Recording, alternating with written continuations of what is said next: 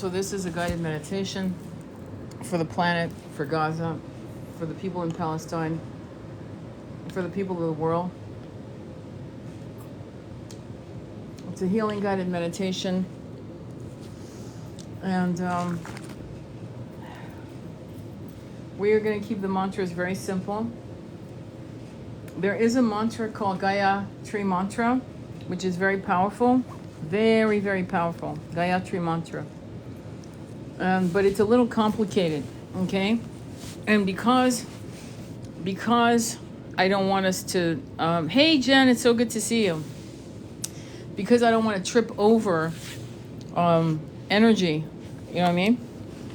I'm going to go ahead and keep it simple, as I always do. There are two mantras. There's probably another one I'm going to bring in.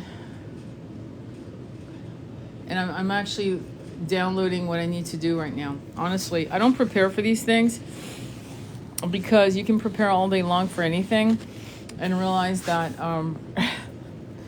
it's not going to get you where you need to be. You need to let things download to you.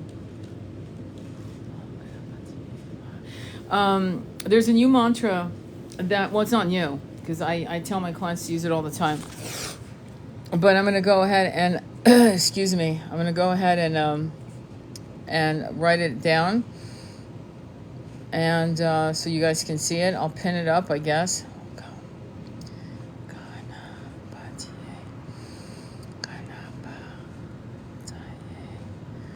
And if it's misspelled, I apologize, but at least you'll know how to pronounce it, okay? And I'm going to see if I can pin it. Pin this comment. Okay, cool. Hi, Debbie. It's so good to see you. Thank you for being here. Rachel, great to see you. I'm waiting for more people to come in. And I think what I'm going to do is just off the top, I'm just going to wait. We're going to wait. This guided meditation, this process is not going to take more than, at most, I think, 45 minutes. I'm going to pull out from a card from the Gita. I'm not going to ask you to get involved. This is going to be something I do on my own, but I do want you guys to concentrate as I shuffle, and then I will read it to you, and I will read the mantra while we wait for people, okay? And if you want to share the live for this, again, we are meditating. I'm just going to be honest, okay? We are meditating for the Palestinian women, men, and children. We are meditating for the new earth. We are collectively going to bring about something that is a new reality based on our collective consciousness. For hundreds, if not thousands of years, we have been, our consciousness, the power of us being able to manifest, has been used against us without our knowledge. Okay? The 1%. And they're very good at this stuff. And so if you decide that this is not what you want to experience anymore on the planet, and you want a polarity that is well balanced and not so egregious as the polarity that some spiritualists think is normal, which is this: war, battles, terrorism, whatever. If this is not what you want, then you have the free will to say no, and you have the power to co-create something new. Okay? So while we wait for more people, I'm going to pull out a card from the Gita deck, one of the great stories of the Bhagavad Gita, the Battle of Kurukshetra. Okay, I just pulled out a card, and it says equal vision. Equal vision. I'm going to read the back. Okay, hang on.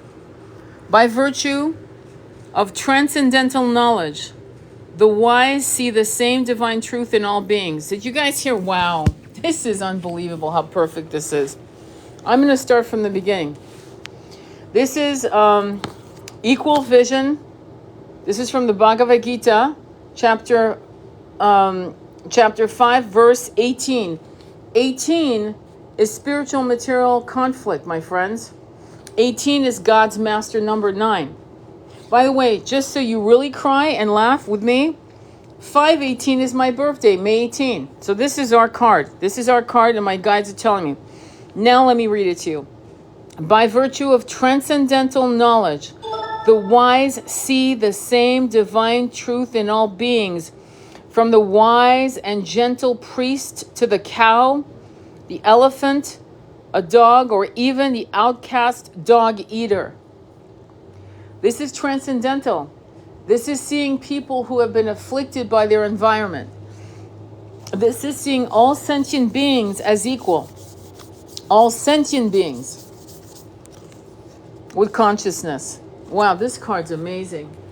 So when you guys are ready, I'm going to wait because we've got 12 people. Not that we need more than that to do the guided meditation. But I have been itching. Yeah, I'm going to do an oracle reading before. And now I am going to ask you to get involved. And if people walk in, great. If not, Sidavi.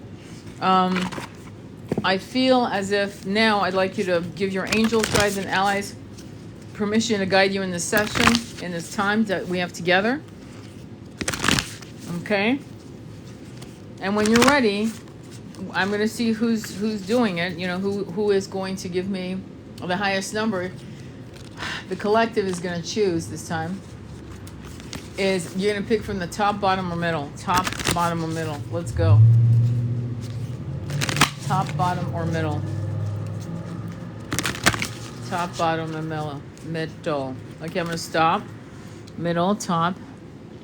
Top, top. There's a lot of top. I'm going with top. All right. 14. 14 is magnetic communication with the public. By the way, and it is number 5. Then we just pull out the 5.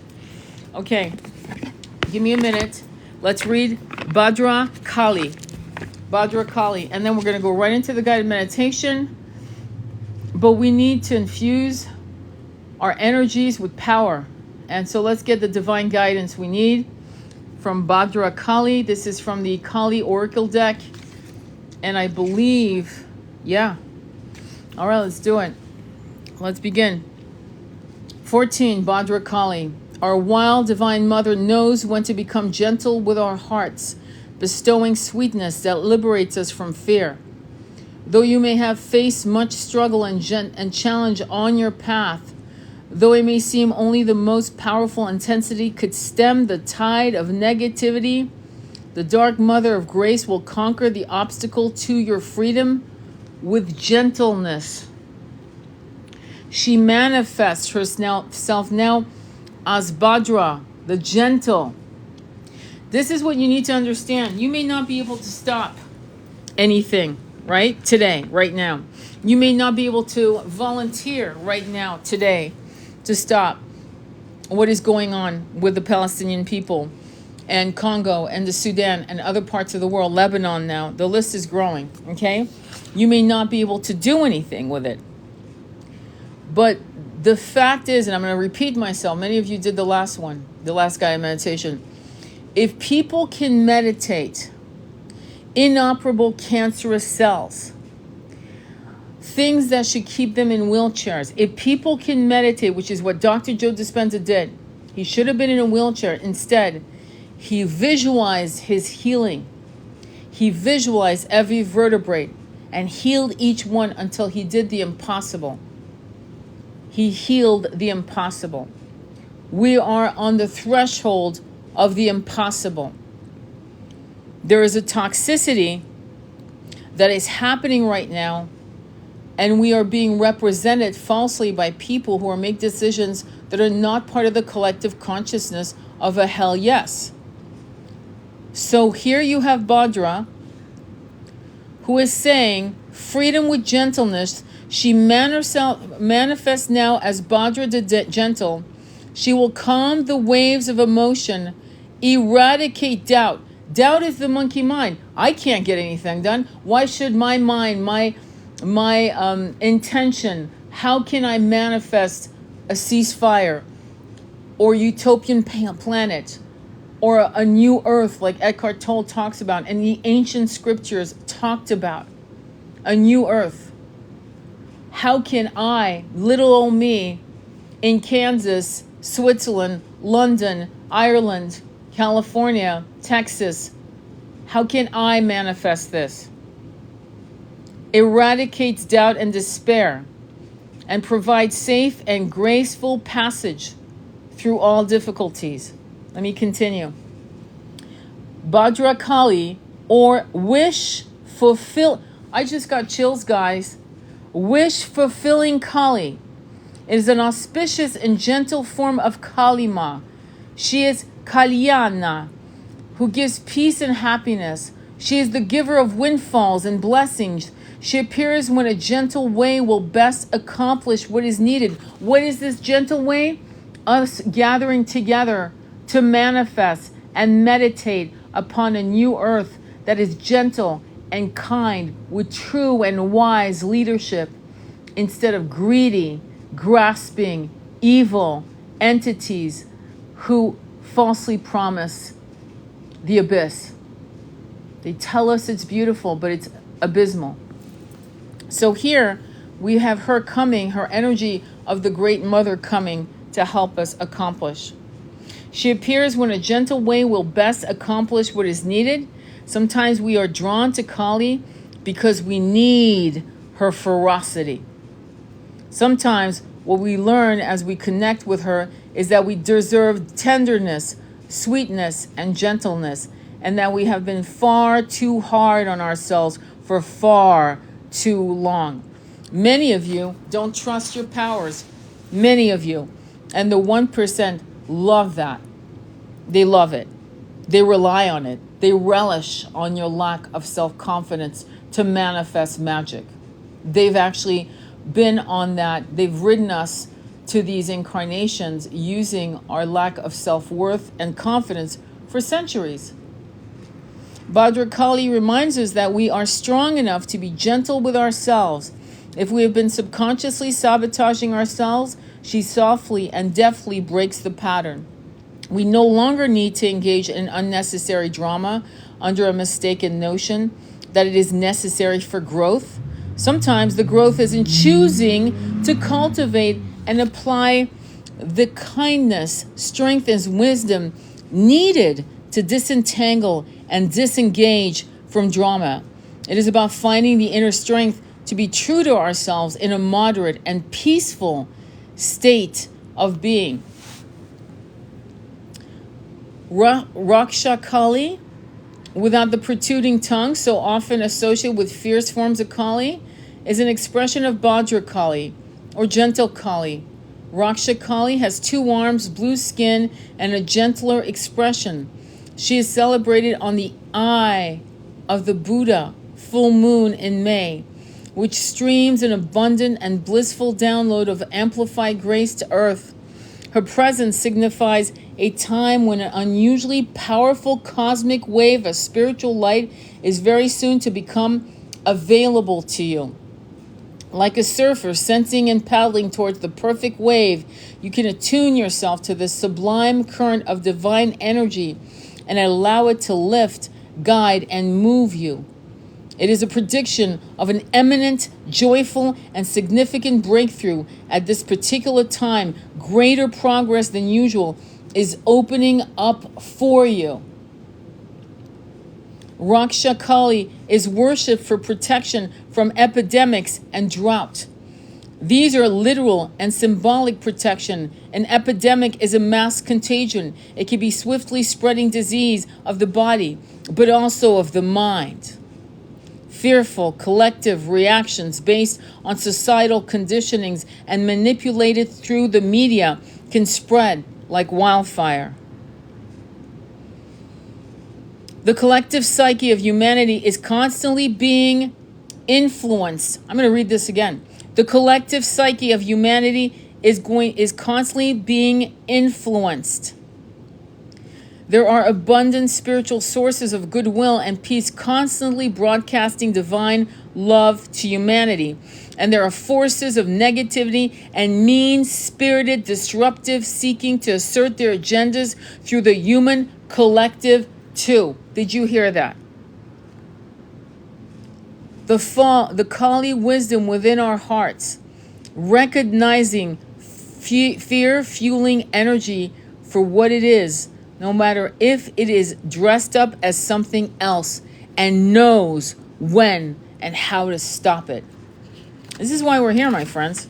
We're going to use our power to manifest the impossible into a new earth. And you have to trust in the divine timing.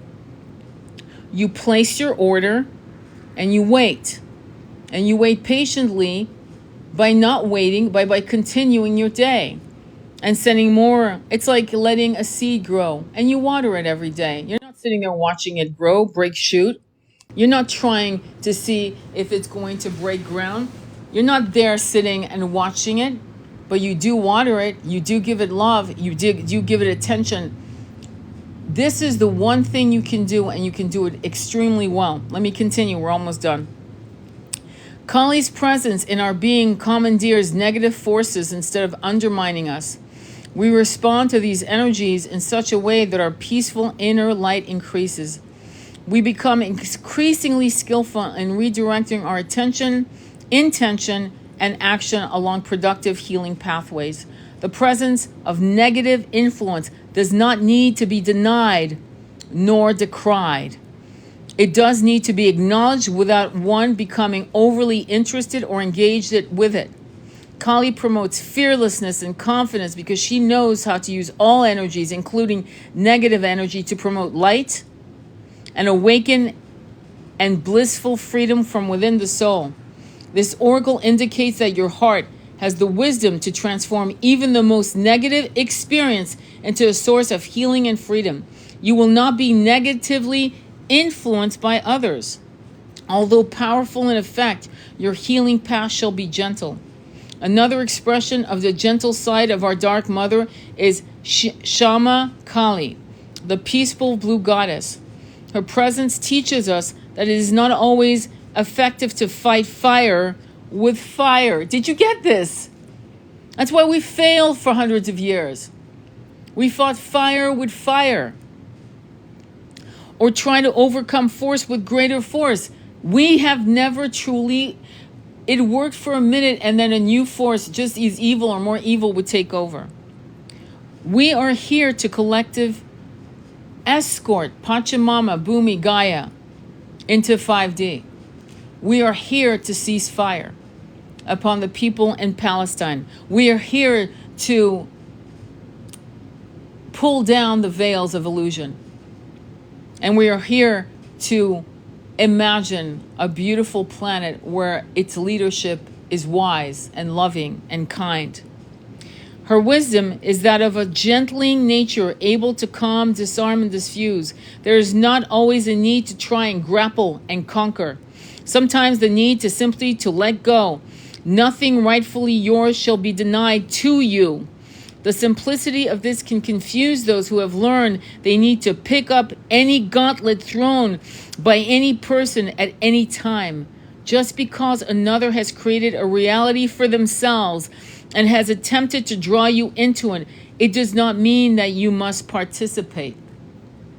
You have the divine granted gift to choose where to invest your energy. Be strong so that you can know gentleness. Wow. All right, are you ready for the guided meditation? Because this was, you've just been anointed by Kali. And Kali, Durga and Kali. Durga is the goddess of creation and destruction. You might know her as Sophia. Call upon whoever you want to call upon right now. Call upon Archangel Michael. Call upon Mother Mary. Call upon Buddha, Krishna, Radha, the Bodhisattvas. Call upon Angel Gabriel, Raphael. Call upon all of them. Muhammad, Allah, the ancient gods. Call upon whatever energy makes you smile and feel powerful. Call upon your ancestors from this life, past lives, and future lives that only wish you love, kindness, and power. Close your eyes. Feel the power rush through you of all the incarnations where you held might and love and kindness and justice. And we are going to use the Om Gam Ganapatiye Namaha to bring abundance, to bring healing, to destroy blocks. And if this is too hard, then you can do Om Or you can do Om Namah Shivaya. Or you can do Om Shanti Shanti for peace. No matter what you decide, trust me, we're not going against each other. This is a harmony of energies and power and mantras. Let's first work and start with your chakras. You can be sitting upright. If you're laying down, that's fine. And we're going to start from the crown chakra. And I want you to visualize this beautiful light. And I'm seeing a light, and it doesn't matter what you see as long as it's clear and clean. But I see a light of blue, indigo blue, and gold, and violet, and strewn with beautiful pink, orange, streaming down from source. It's like a fine waterfall mist. And it's coming through and cascading down through the roof, down into your crown chakra. And as you feel this light hitting your crown chakra, give them permission to upgrade you with new light codes. Laying the light, blue, violet, gold, orange, pink, stream down to your third eye chakra. Trusting what is revealed to you. Trusting it implicitly, for your third eye knows the unspoken knowing. Om Gam Ganipataye Namaha. Om Gam Ganapatiye Namaha. Om Gam Ganapataye Namaha. Allowing the light to flow down into your throat chakra. Allowing all truths, your truth and the truth, to always come releasing from your throat chakra, trusting what comes. Om Shanti Shanti Shanti. Allowing your throat chakra to release any blockages. Om Namah Shivaya. Om Namah Shivaya. Om Gam Ganapatiye Namaha. Letting the light spill down to your shoulders, down your arms, your elbows, your wrists, your fingertips, and feeling them just go lax and relaxing completely into the surrender of what you're about to co-create on this journey. And the light continues down into your high heart at the breastbone.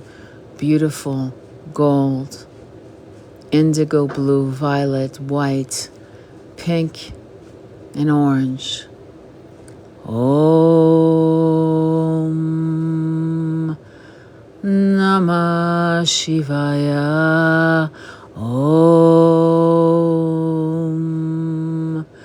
Namah Shivaya. Om Gam Ganapatiya Namaha.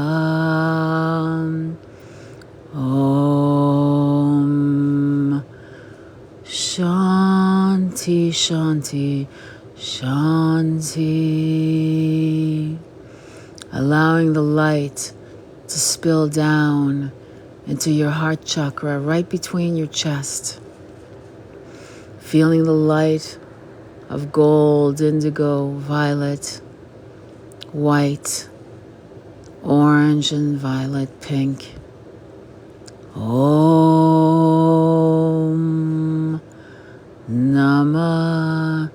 Shivaya. Om Namah Shivaya. Om Gam Ganapatiya Namaha. Om Shanti, Shanti, Shanti. Letting the light spill down into your solar plexus, the seat of power. Beautiful indigo, gold, white, violet, pink, and orange. Om.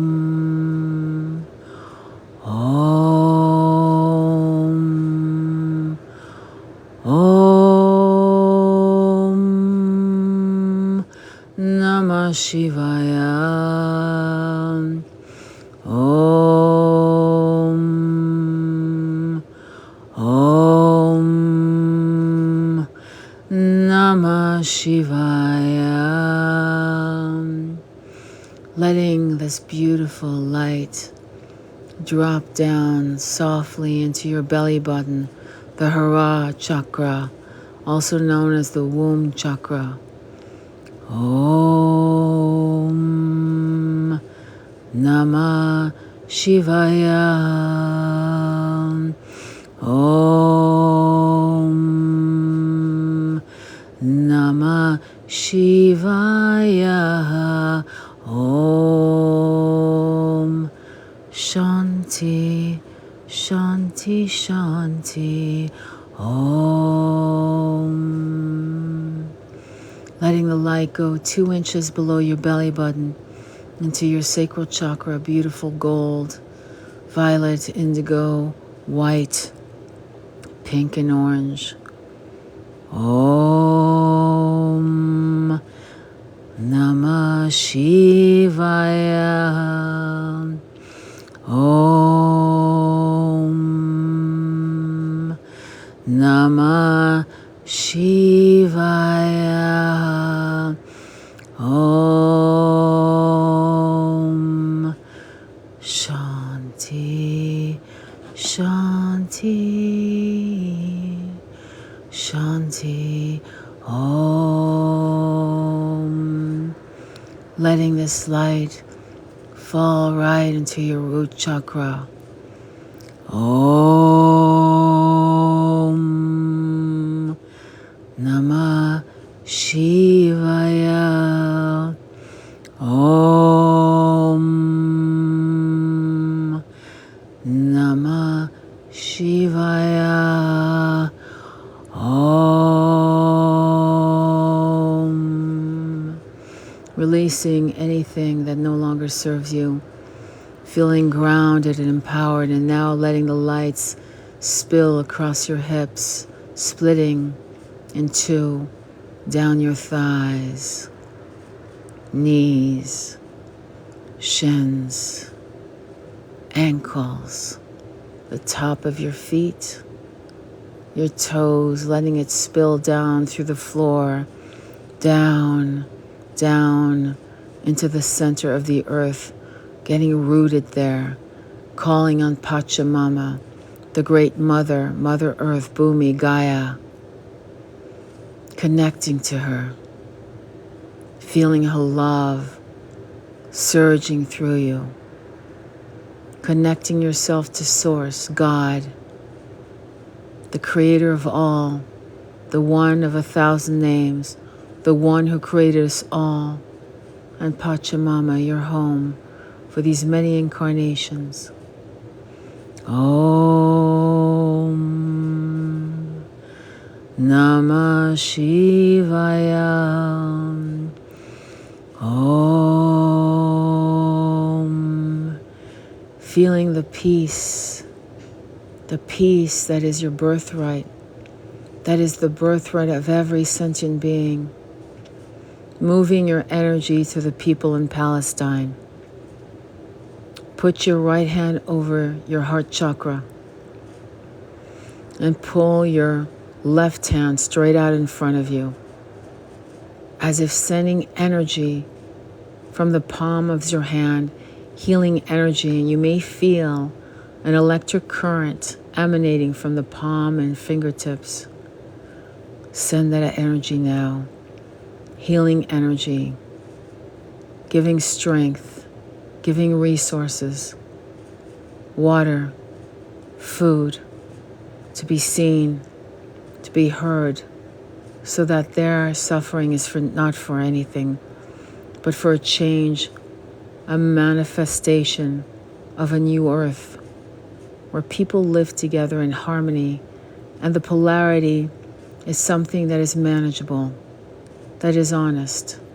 But this level of pain, of injustice, is no longer part of the system.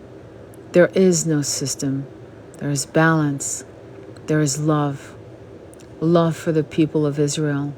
Love for the people of Palestine. Love for the people in that part of the world. Om Namah Shivaya. Removing all blocks of consciousness.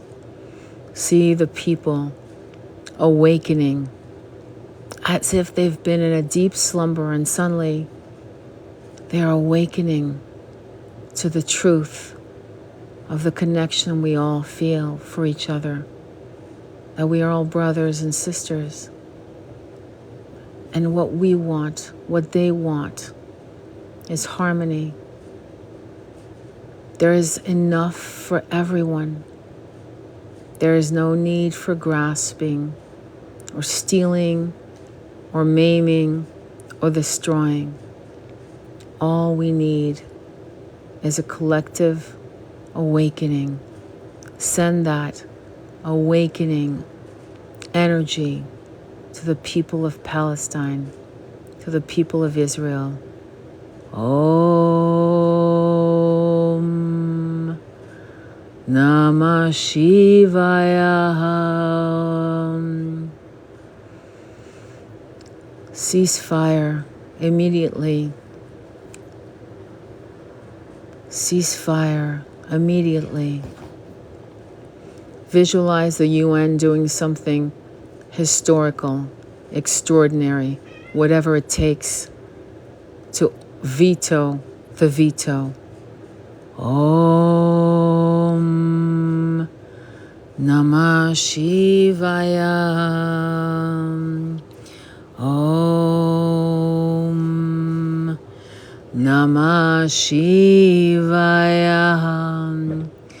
Om Shanti, Shanti, Shanti, Shanti, Shanti, Shanti. Imagine Yeshua walking the lands right now. Imagine the presence of Yeshua as a gentle lion. Imagine Buddha.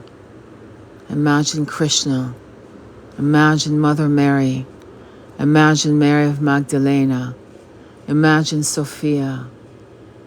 Imagine Radha. Imagine Lakshmi. Imagine this energy of divine beings walking upon the land called Palestine, the land once also known as Jerusalem, the land that created the three religions of heart, of love, of balance. Om Namah Shivaya. Namah Shivaya. Om Shanti, Shanti, Shanti.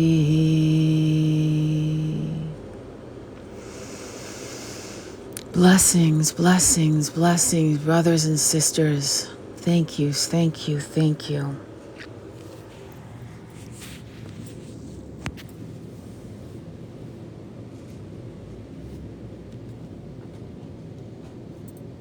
When you're ready, open your eyes.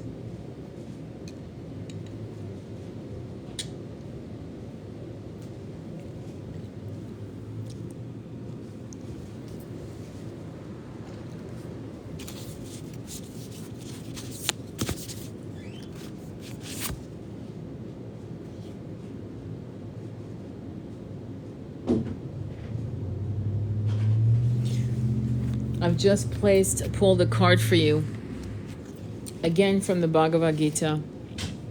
Chapter 3, verse 38. A fire is covered, the covered soul, by smoke, as a mirror is covered by dust, or as the embryo is covered by the womb. Similarly, the living being is covered by different layers of lust. And that includes greed. That includes wanting more than is needed.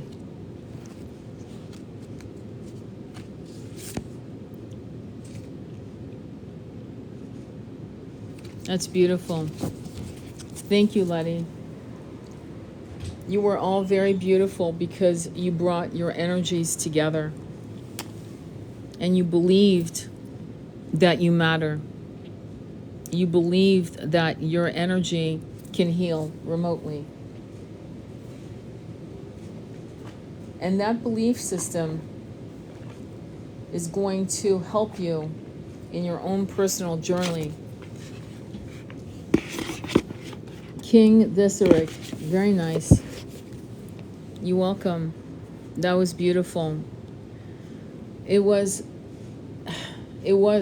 intense. Does anybody feel any electric? Can you share what you felt when you put your palm out? This meditation woven is so powerful and impactful. I'll upload it. I'm in tears. I was in tears too, actually. I was in tears as well. A wave of emotions. I saw weapons being put down and people walking up, hugging one another. Oh my God, that's so beautiful. Thank you. I felt the electricity and noticed right before you even said that. Beautiful. I figured, thank you. I was in tears too. Same, I cried. There were so many synchronicities. Beautiful. That is so beautiful. Do you see how powerful you are? We kept saying Shanti at the same time. That's awesome. That's beautiful. Beautiful. Do you realize how powerful you are? I saw the Prime Minister being arrested for war crimes. Bravo. I felt heavy in my heart, then a big release. We are so powerful. Yes, we are. We're also... Yes, I could hear all of us chanting. Yes, ma'am. Yeah. So, because you guys are light workers, I'm going to give you an oracle reading. And this is from the Light Worker Oracle deck because you need a gift. I also saw the people of Palestine happy to be free. Yep. Powerful. Absolutely. And just like there was racism in this country, in America, with the Jim Crow law, which really hurt people on either side of the fence, both black people and white people, okay? It really, a lot, I could tell you stories of people who really, really suffered. They weren't allowed to marry. There was a lot of things. And when one group of people is being brainwashed out of their innate beauty, they are being harmed. And they are suffering, and it may not come to them right away, but at some point they'll wake up, and a lot of people are waking up. I saw the divine beings holding hands with the children who passed. Oh, that's beautiful. Yes, very happy, and the divine beings kissing the ones holding weapons. Beautiful. Beautiful. There is only one source, only one God, whatever you want to call it. There's only one. That's why this is the one of 1,000 names, the one who created us all. Names we once called that we've long forgotten. And then calling on these avatars that we remember, these highlight beings. I've been feeling so heavy with the children who died alone. I think that's why I saw that. That was very healing.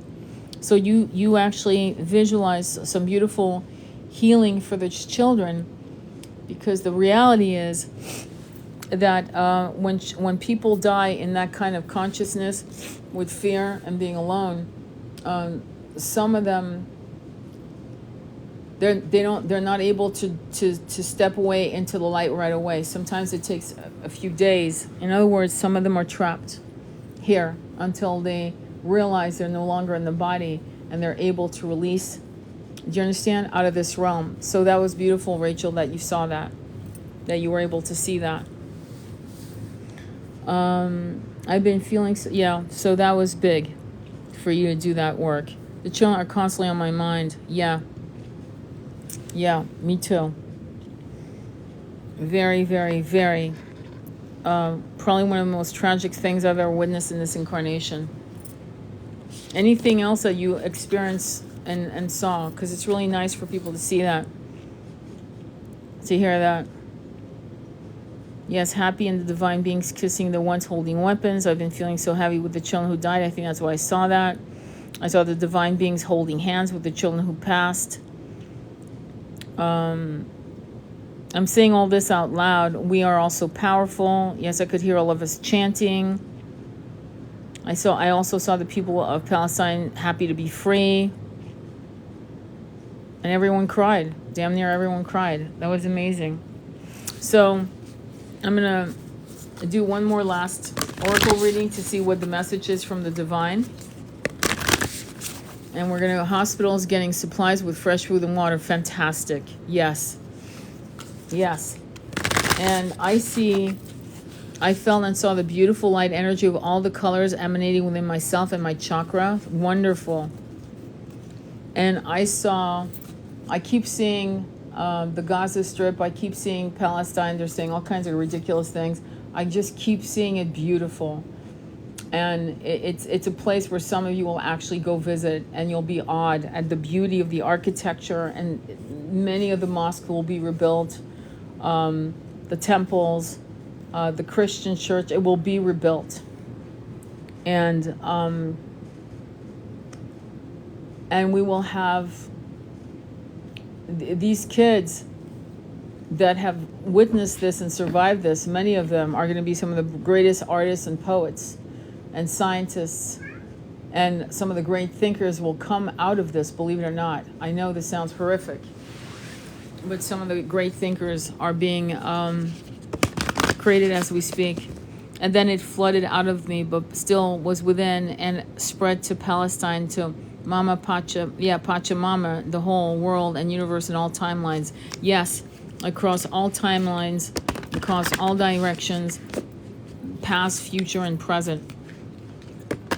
Beautiful. That is so cool. Anything else you want to share? That is so beautiful. And you should be proud of yourselves because you guys all showed up. You should be very proud of yourself in a non-egoic way, meaning you care about people you'll never meet, never see, never shake hands with. You care that much, and that makes you a light bringer and a very powerful, important soul on this planet. Believe me, because not a lot of people care.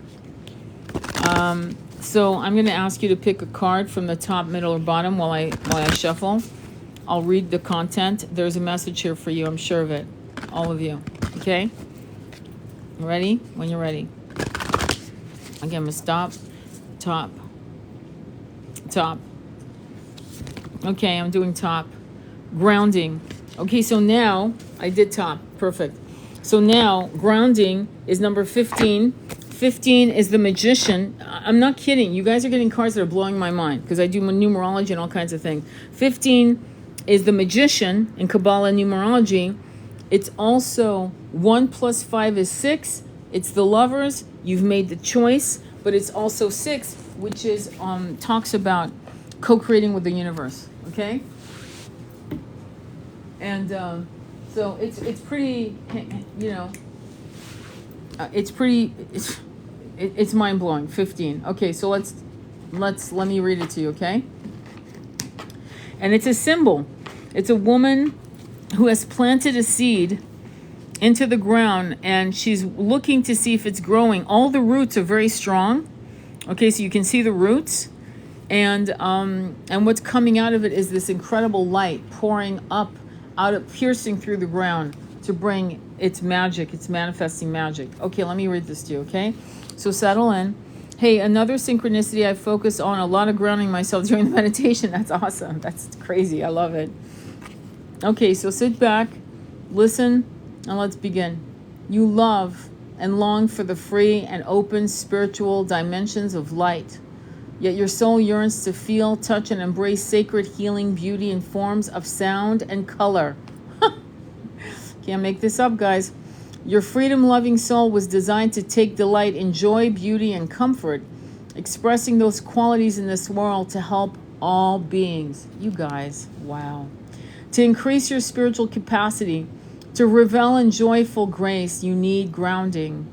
Within it, your soul cannot become strong. Without it, your soul cannot become strong, steady, and open to receive and radiate the nourishing divine fields of love, light, and happiness you wish to experience for yourself and share with others.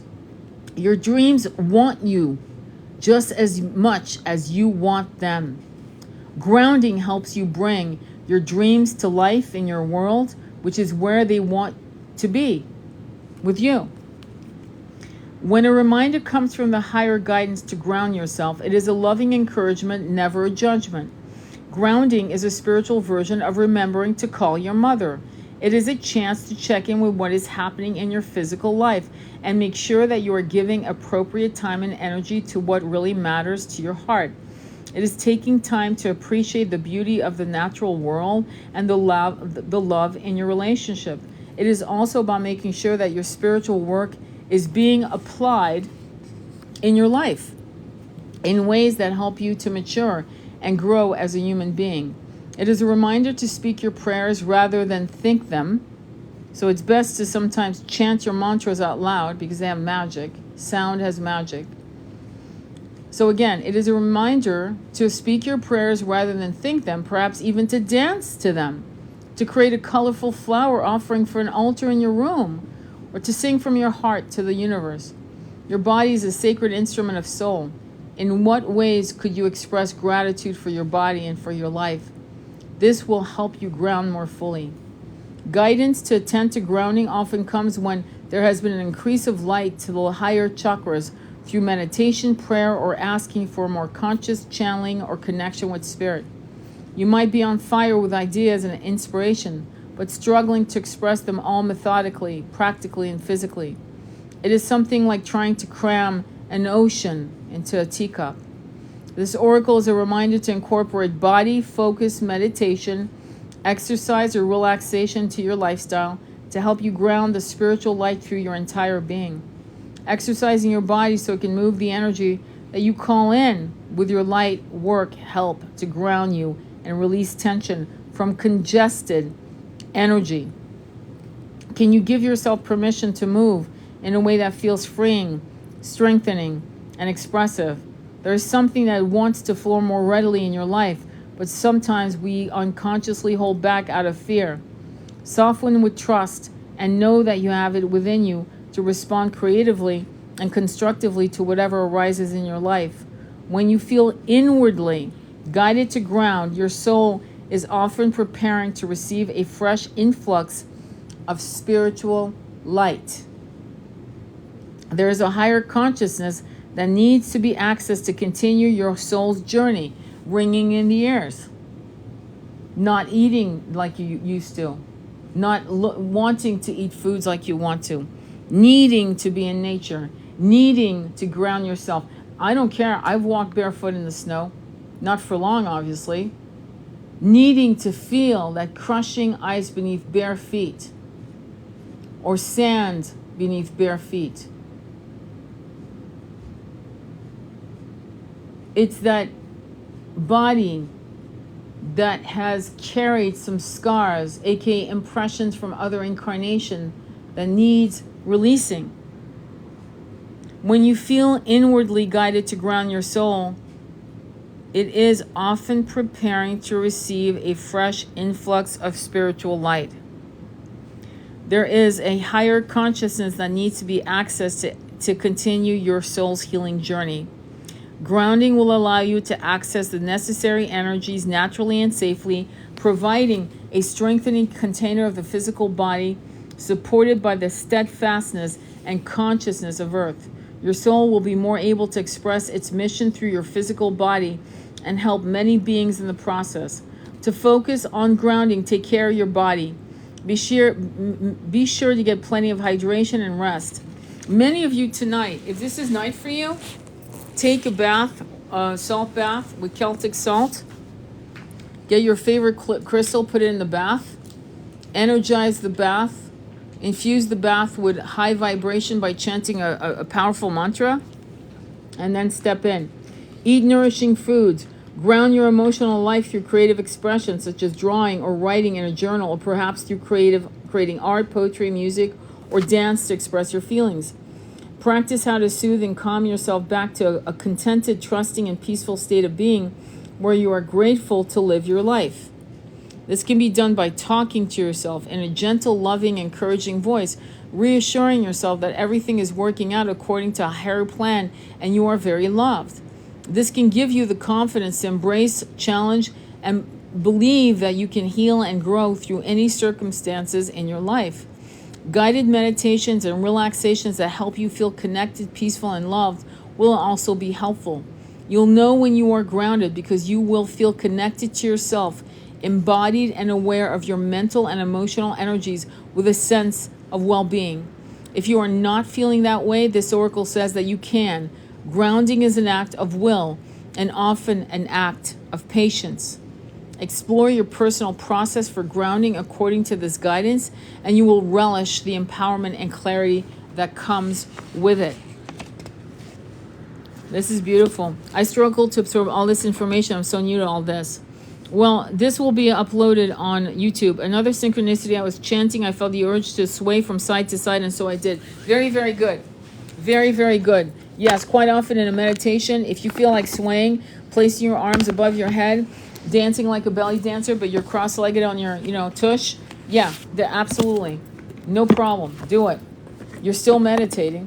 You're still in a meditation, but you're allowing your body to express itself. You're not punishing itself for the want of expressing itself in its own way, it's in its own voice, and the body's voice is movement. So don't feel bad, okay, Barbara? How do you let go of control issues? That's an excellent question.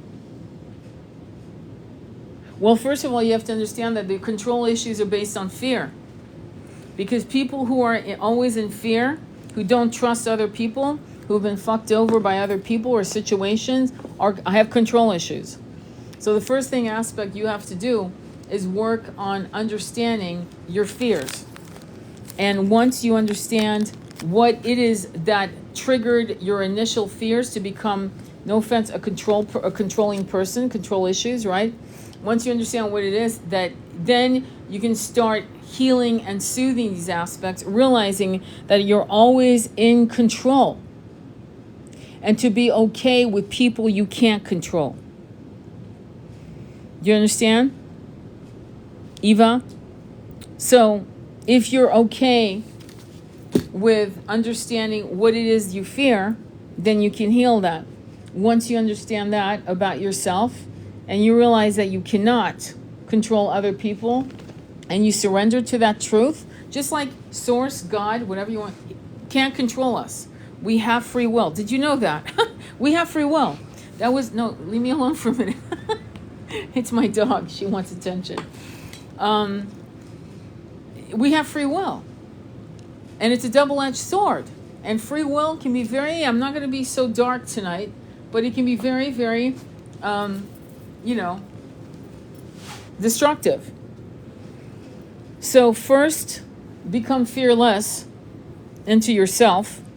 Then say no expectation, no disappointments. When people disappoint you and you constantly rely on them showing up for you, you don't realize something. They can't even show up for themselves. Why would they show up for you if they can't even do it for themselves? So that's number one.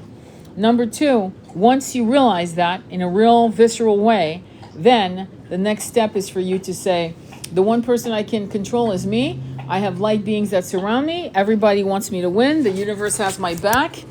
And I got this. And as far as other people fucking around, fucking up, this and that, I release it. I can't rely on them, and I can't get disappointed by this. I could tell more which chakras were blocked when I chant. Oh, I could see how that would work.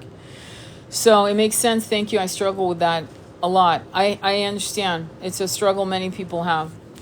And then the other thing you've got to also come to terms with is trusting yourself. Because it's not that you don't trust. It's not that you don't have downloads that are really fantastic. It's not that you aren't spiritually adept. It's that you don't trust yourself. And so the first thing you have to do is trust yourself, and then you're good to go. You know what I mean? Any questions? And Animat, were you at the whole thing, Animaka? The Empress. I'm sorry, I can never pronounce the whole thing. Were you on the whole guided meditation? Because I actually did it because of you. Can you give a summary of the last card, please?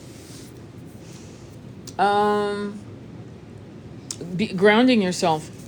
It's just, and the way you ground yourself is to literally, you need to go into nature. It's not something that is easily done. The other way you can ground yourself, if you can't, because of weather, apartment living, whatever, is to ground yourself in the bathtub. You set up a beautiful tub, and you imagine that you're in a riverbed. You bring yourself into another reality, using the water as a conduit, and suddenly you're in this river or stream, and you're relaxing, and there's moss, and there's wild plants growing, rocks, and you can hear the rush of water. You could even put that on a tape so that you can hear water moving. On YouTube, they have a lot of beautiful high frequency sound that also have the sound of water to incur more water connection for you. And that's going to be a very beautiful way of grounding. Same, my throat chakra was cracking when we got to that chakra. Wow, that's intense. She's never reached out. Sorry. I'm sorry, I don't know what you mean, Michael. Anyway, any questions? Most importantly, any shares. I would love to hear any shares that you have. Any shares of your experience while you were doing this. Okay. Well, I think it was pretty good. So I think this was a pretty successful connection that we all had. We are going to keep doing, if you want, we can keep doing these guided meditations for the people of Palestine. We do need the consciousness of the Middle East to expand itself. We do. We can't have just one side. We can't have this kind of injustice. It's not going to work. It's not going to work. It's not right. And we need to right the wrongs, energetically speaking. You can continue doing that. You can have, hi, will this be posted on YouTube? Yes, I will.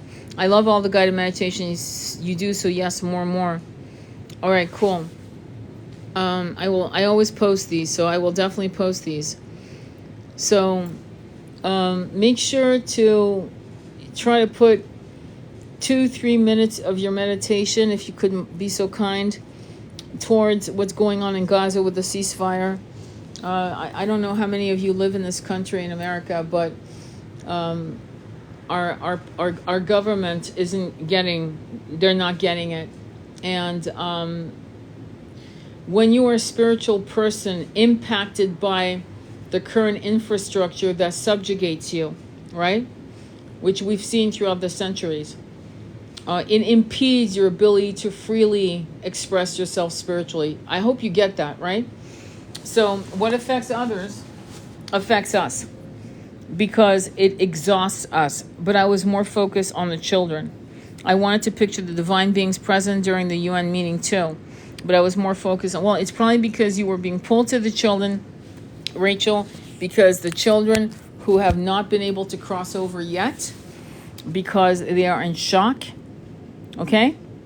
Some of them don't even realize they're out of their bodies. Do you understand? They're in absolute shock, okay? 1 minute mommy and daddy is holding them and they're hearing the bombs going on and they're crying, but they're being held by mommy and daddy, and the next thing is they're no longer in their body. Do you understand? This is not going to be easy for a child to wrap their little consciousness around that. They're still in the child's energetic field, and most of these children that we're seeing are under 7, many of them, okay, and they're still in the energetic field of their mother. Did you know that? It's not until they're 7.5, 8 years old that they break away with their own energetic field. So there's a lot going on here. And so you are very sensitive and empathic, and you're picking up on the children. So I would say to you that you probably need to focus on maybe, I'm just going to tell you what I'm getting, and I've done this for people to help them cross over, is take a white votive, like have a box of, I don't know, 18 votive candles, white. Make sure that once you light it, you're going to be around for the 4 or 5 hours, and let it die out on its own, and just send them to that, in other words, send them to the light of love, of source. So it's almost like the Tibetan Book of the Dead. The ancient Tibetan monks would sit next to those who were dying and leave their bodies to help those dropping their bodies, to show them the way out. Okay? Just one. You don't have to do more than one. One. Just one. I'm tired because of all this nonsensical chaos. Well, it's not that it's nonsensical as it's brutally evil. Do you know what I'm saying? It's brutally evil. It's high butchery. And you have people who really don't get it, who says that's the acts of war. This is what war is. And what they don't realize, especially, I'm so proud of you Gen Xers and millennials. What I love about you guys is you don't give one fuck about rules of war and how wars are set, and that's just how it is, and it's collateral damage. None of you are eating this cake. You've spat it out. You've made your mark in the sand. And you won't take any more bullshit from the collective of the 1% leadership that is diametrically opposed to us and our thriving. So, we know what this is really about. We know that they want to build a canal there. We know that that's why they want to actually take seawater and use it to set it up so that the land, the aquifers, nothing can grow on the land. They're literally looking to destroy the land that was Yeshua's.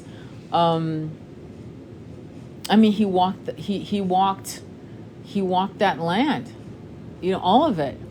There's no doubt, and the fact that there's such a savage disrespect, it's a barbaric gaslighting, is pretty intense. And what's happening is that there are beautiful Jewish people that are putting their lives, and I'm not kidding when I say that, their lives on the line in Jerusalem and Tel Aviv to protest, and in New York and across the world, okay? Putting their lives on the line because the opposing factors are calling them traitors, and they are speaking out on TikTok and so on, and Instagram and so forth.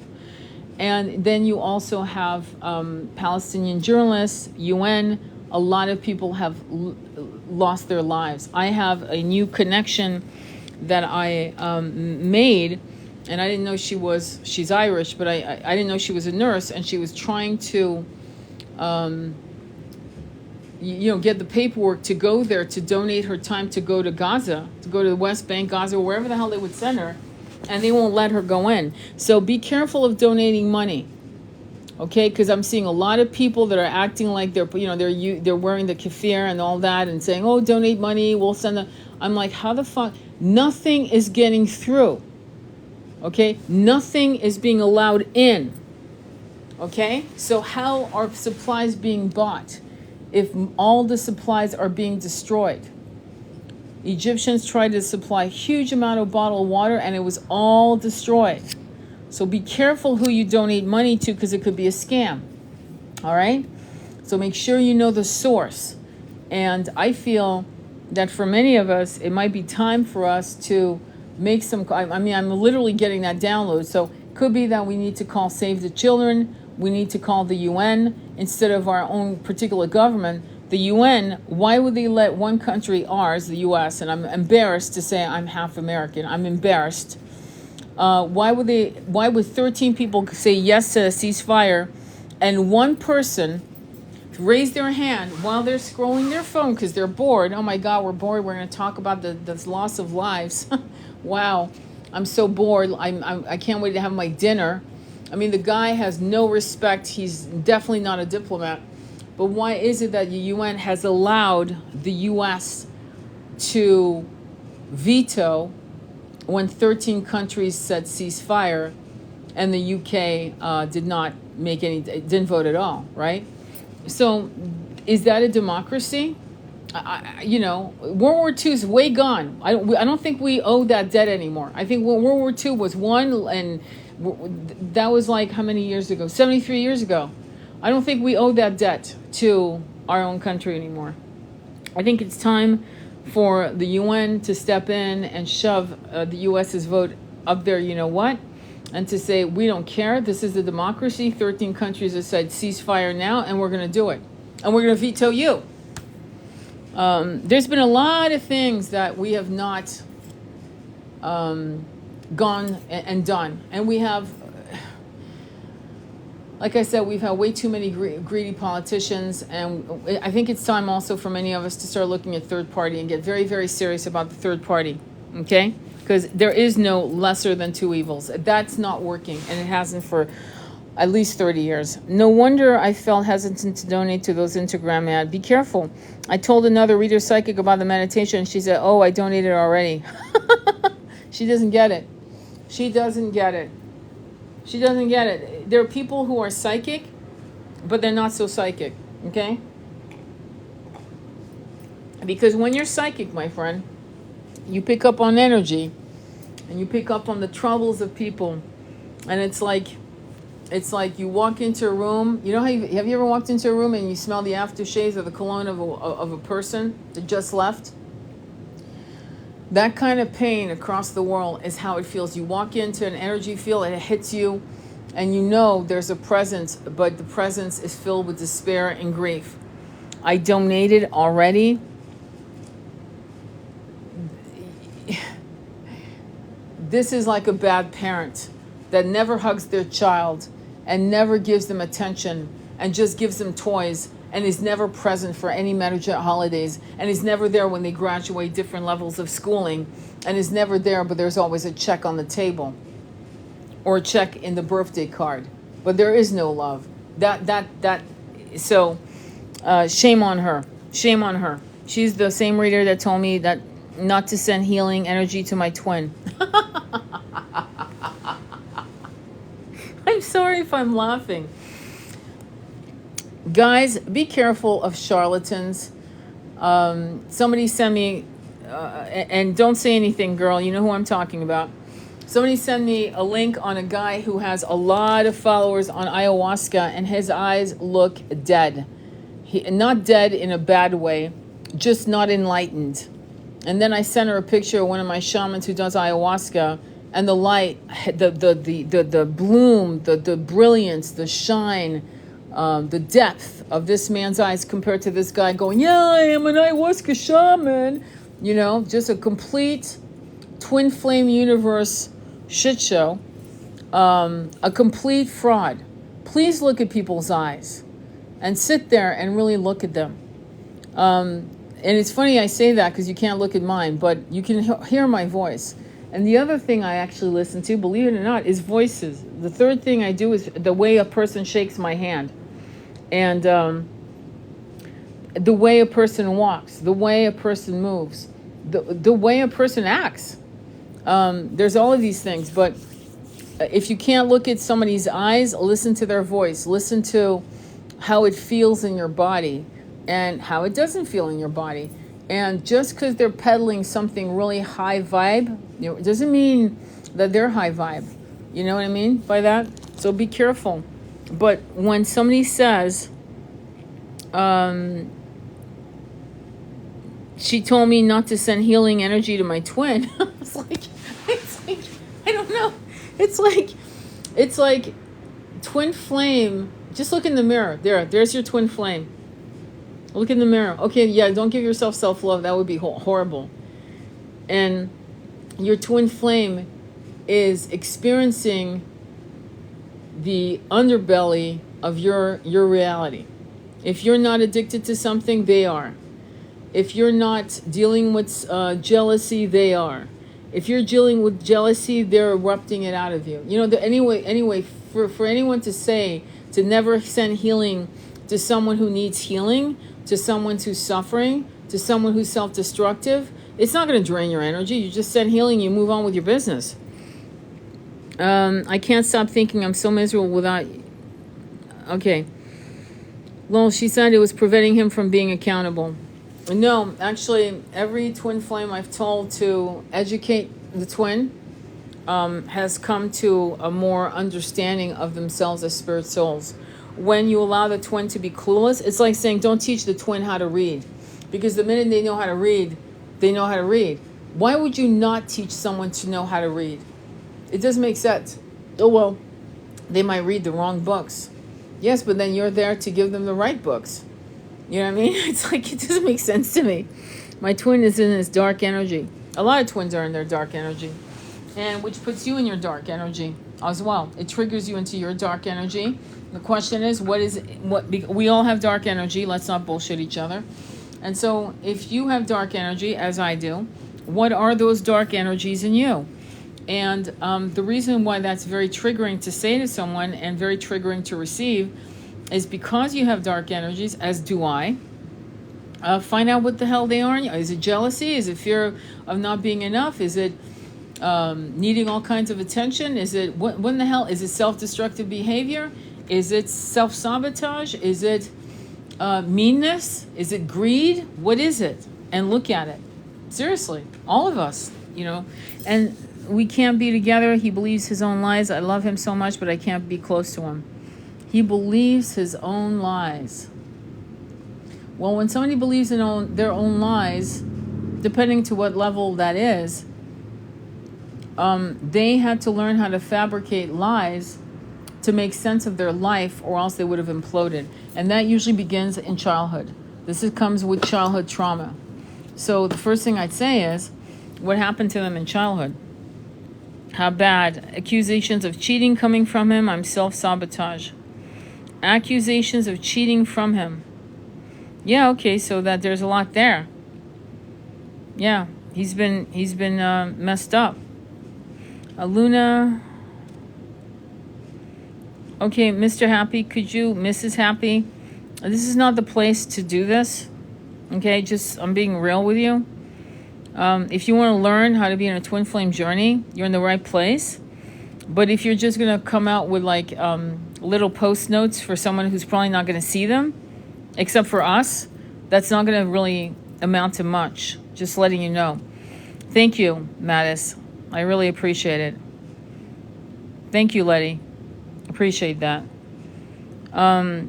Ultimately, the videos and I apologize for the videos I did in the wind, and I know they're hard to listen to, but I figured after 2 days of not being able to recapture what I had said, meaning I just say it on the spot. I will do other videos. I'll be more conscious, because I love doing videos in nature. I really love that so much.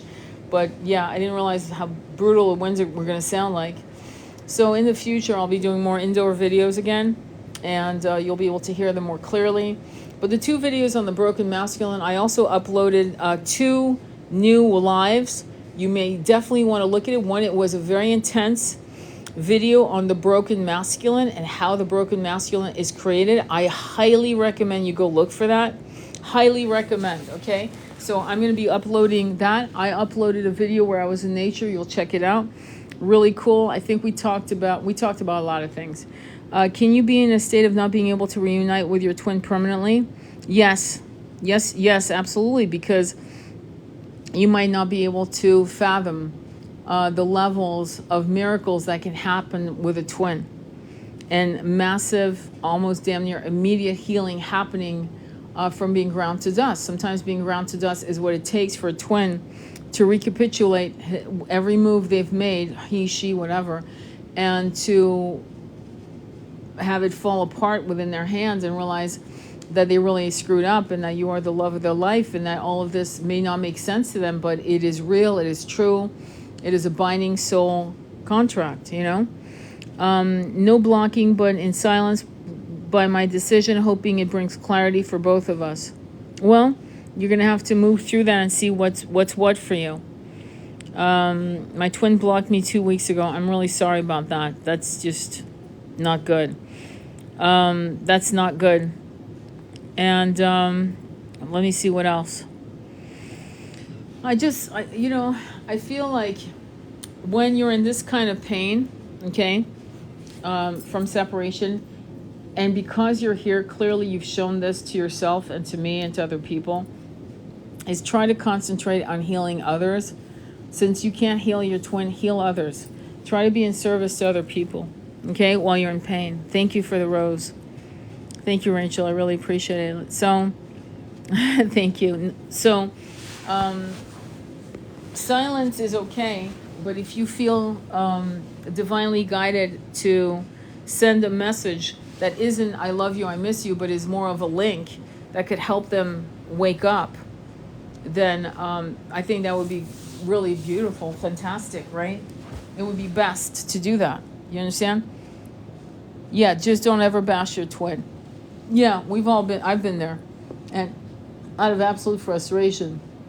And yeah, it's not a good idea in the end, because when you bash anyone that you love, the problem is you can't take it back, one, and two, if you've told people who love you, they will never give your person a chance, and then they only see them in a certain light, and then you've got to fix the damage. So that's very wise. Don't ever bash your twin. But when you have good girlfriends who really, really love you, at least one, you can rant and rave. You can rant and rave, because some people need to rant and rave, and that's normal. You know what I mean? I mean, having the human experience is really, it's really interesting. Let's just say that.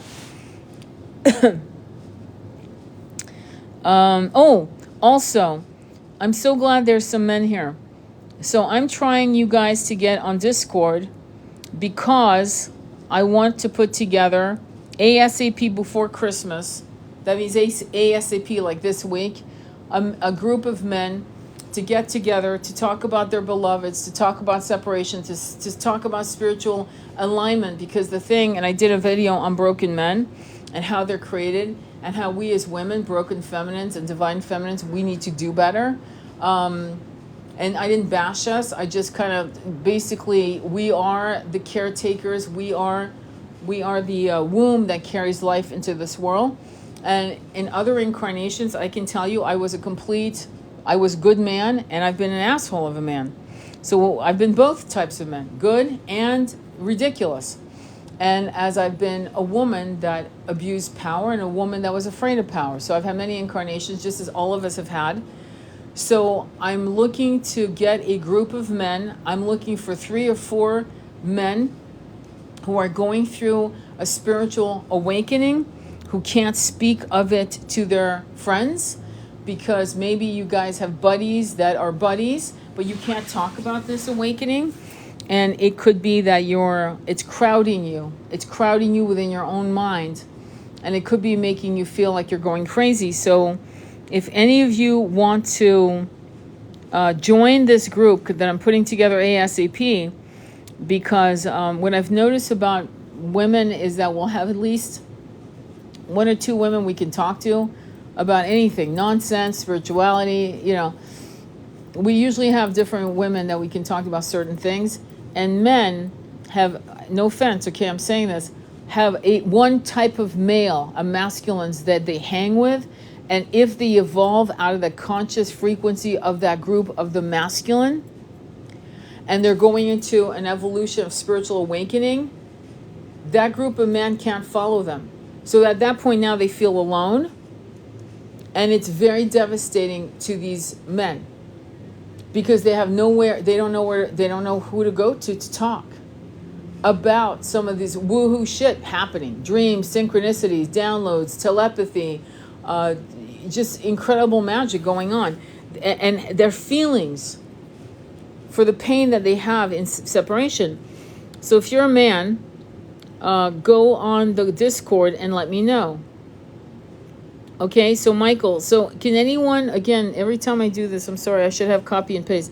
Can anyone set up a Discord link right now? Can Rachel or Jen, can you guys do it?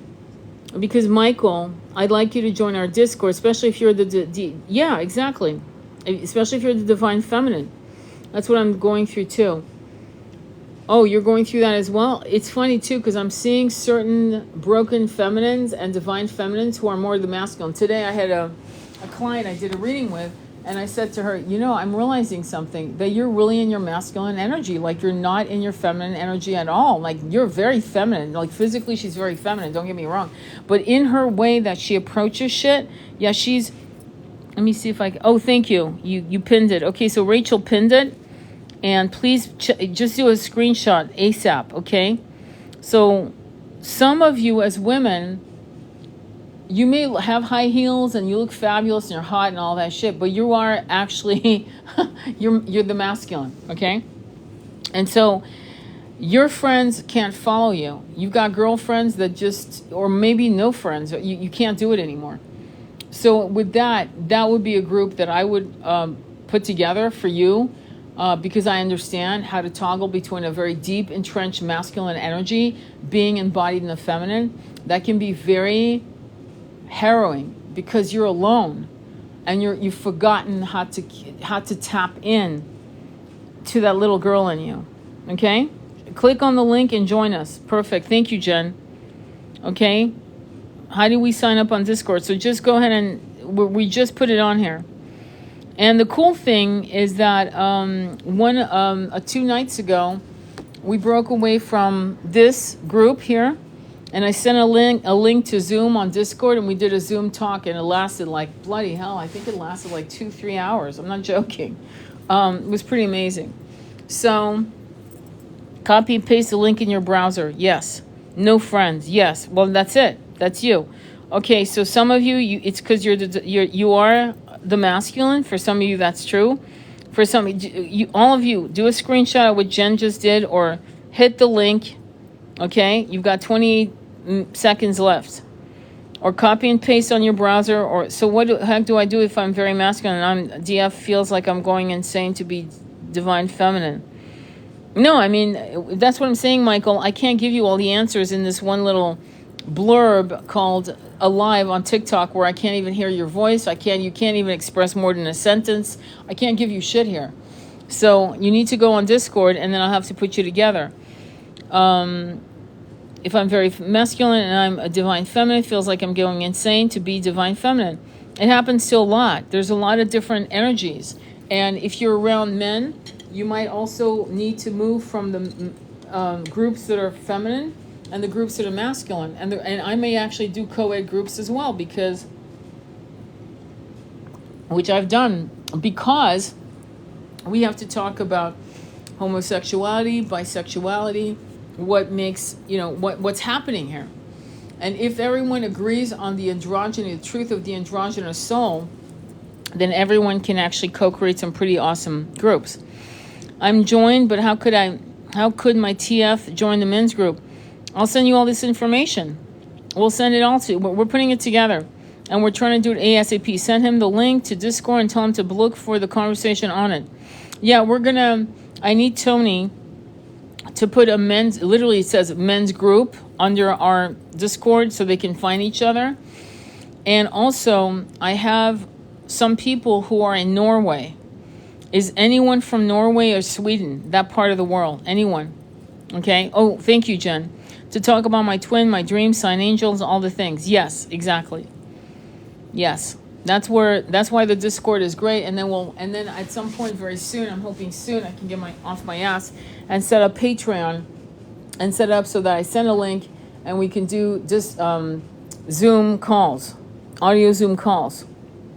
Okay, so everyone can talk. Marcus, So if you want to join this men's group, mindful, powerful, broken masculine, divine masculine, just like we are broken feminines, divine feminines, okay? There's no shame. Let us know.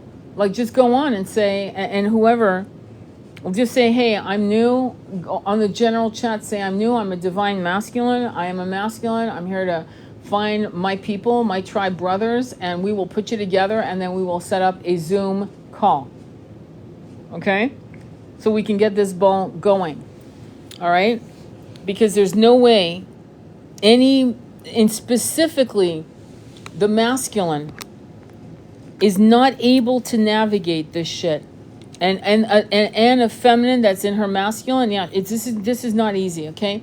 But in particular for the broken masculine, the divine masculine that has been wounded or broken, the impulsivity of a masculine is much more harrowing than a woman. A woman is going to talk about taking herself out. Men tend to just do it.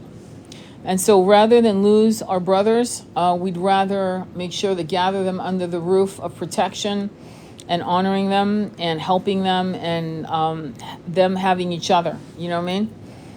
To talk about my twin, okay. You'll fit right in. That's it, exactly. Any questions on that?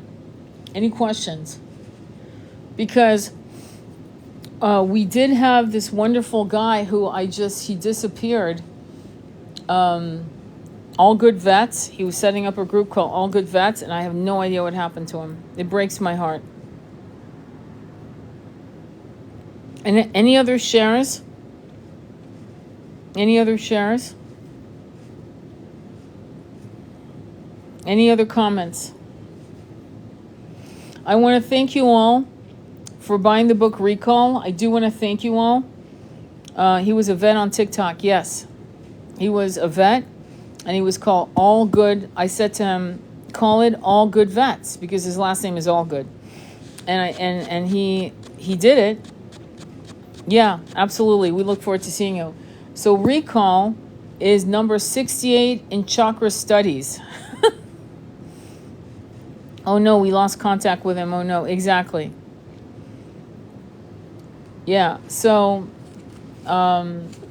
just wanted to let you know, it went 68 on chakras studies. I have it on different, and so far people have bought the book.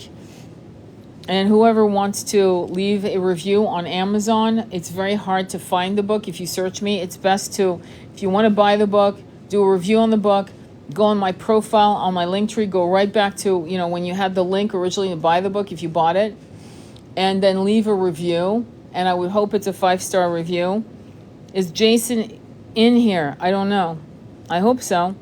Hey, Queen, miss you. Hope you're doing well. Oh, yeah, absolutely, Prince Horseman. It's great to see you. So let me know. Actually, Prince, it's ironic you just stepped in. We just completed a guided meditation for the Palestinian people, for the planet, the new earth. We are also asking men to join a men's group, and in our Discord, and then from that Discord we'll be launched into Zoom calls. Okay, so I wanted to know if you might want to join, Prince. I wanted to let him know it was interesting listening to his story on the Zoom call the other night. Oh, that's Jason. Yeah, I'll call him. I'll let him know. Thanks for everything and helping us out. Absolutely, Michael. So please let me know who you are, just so I know who the hell you are, because sometimes on Discord I have no blood. And not that I care. I mean, I don't care who you are in that way. I care who you are so I can give my attention to you specifically and bring you into the group.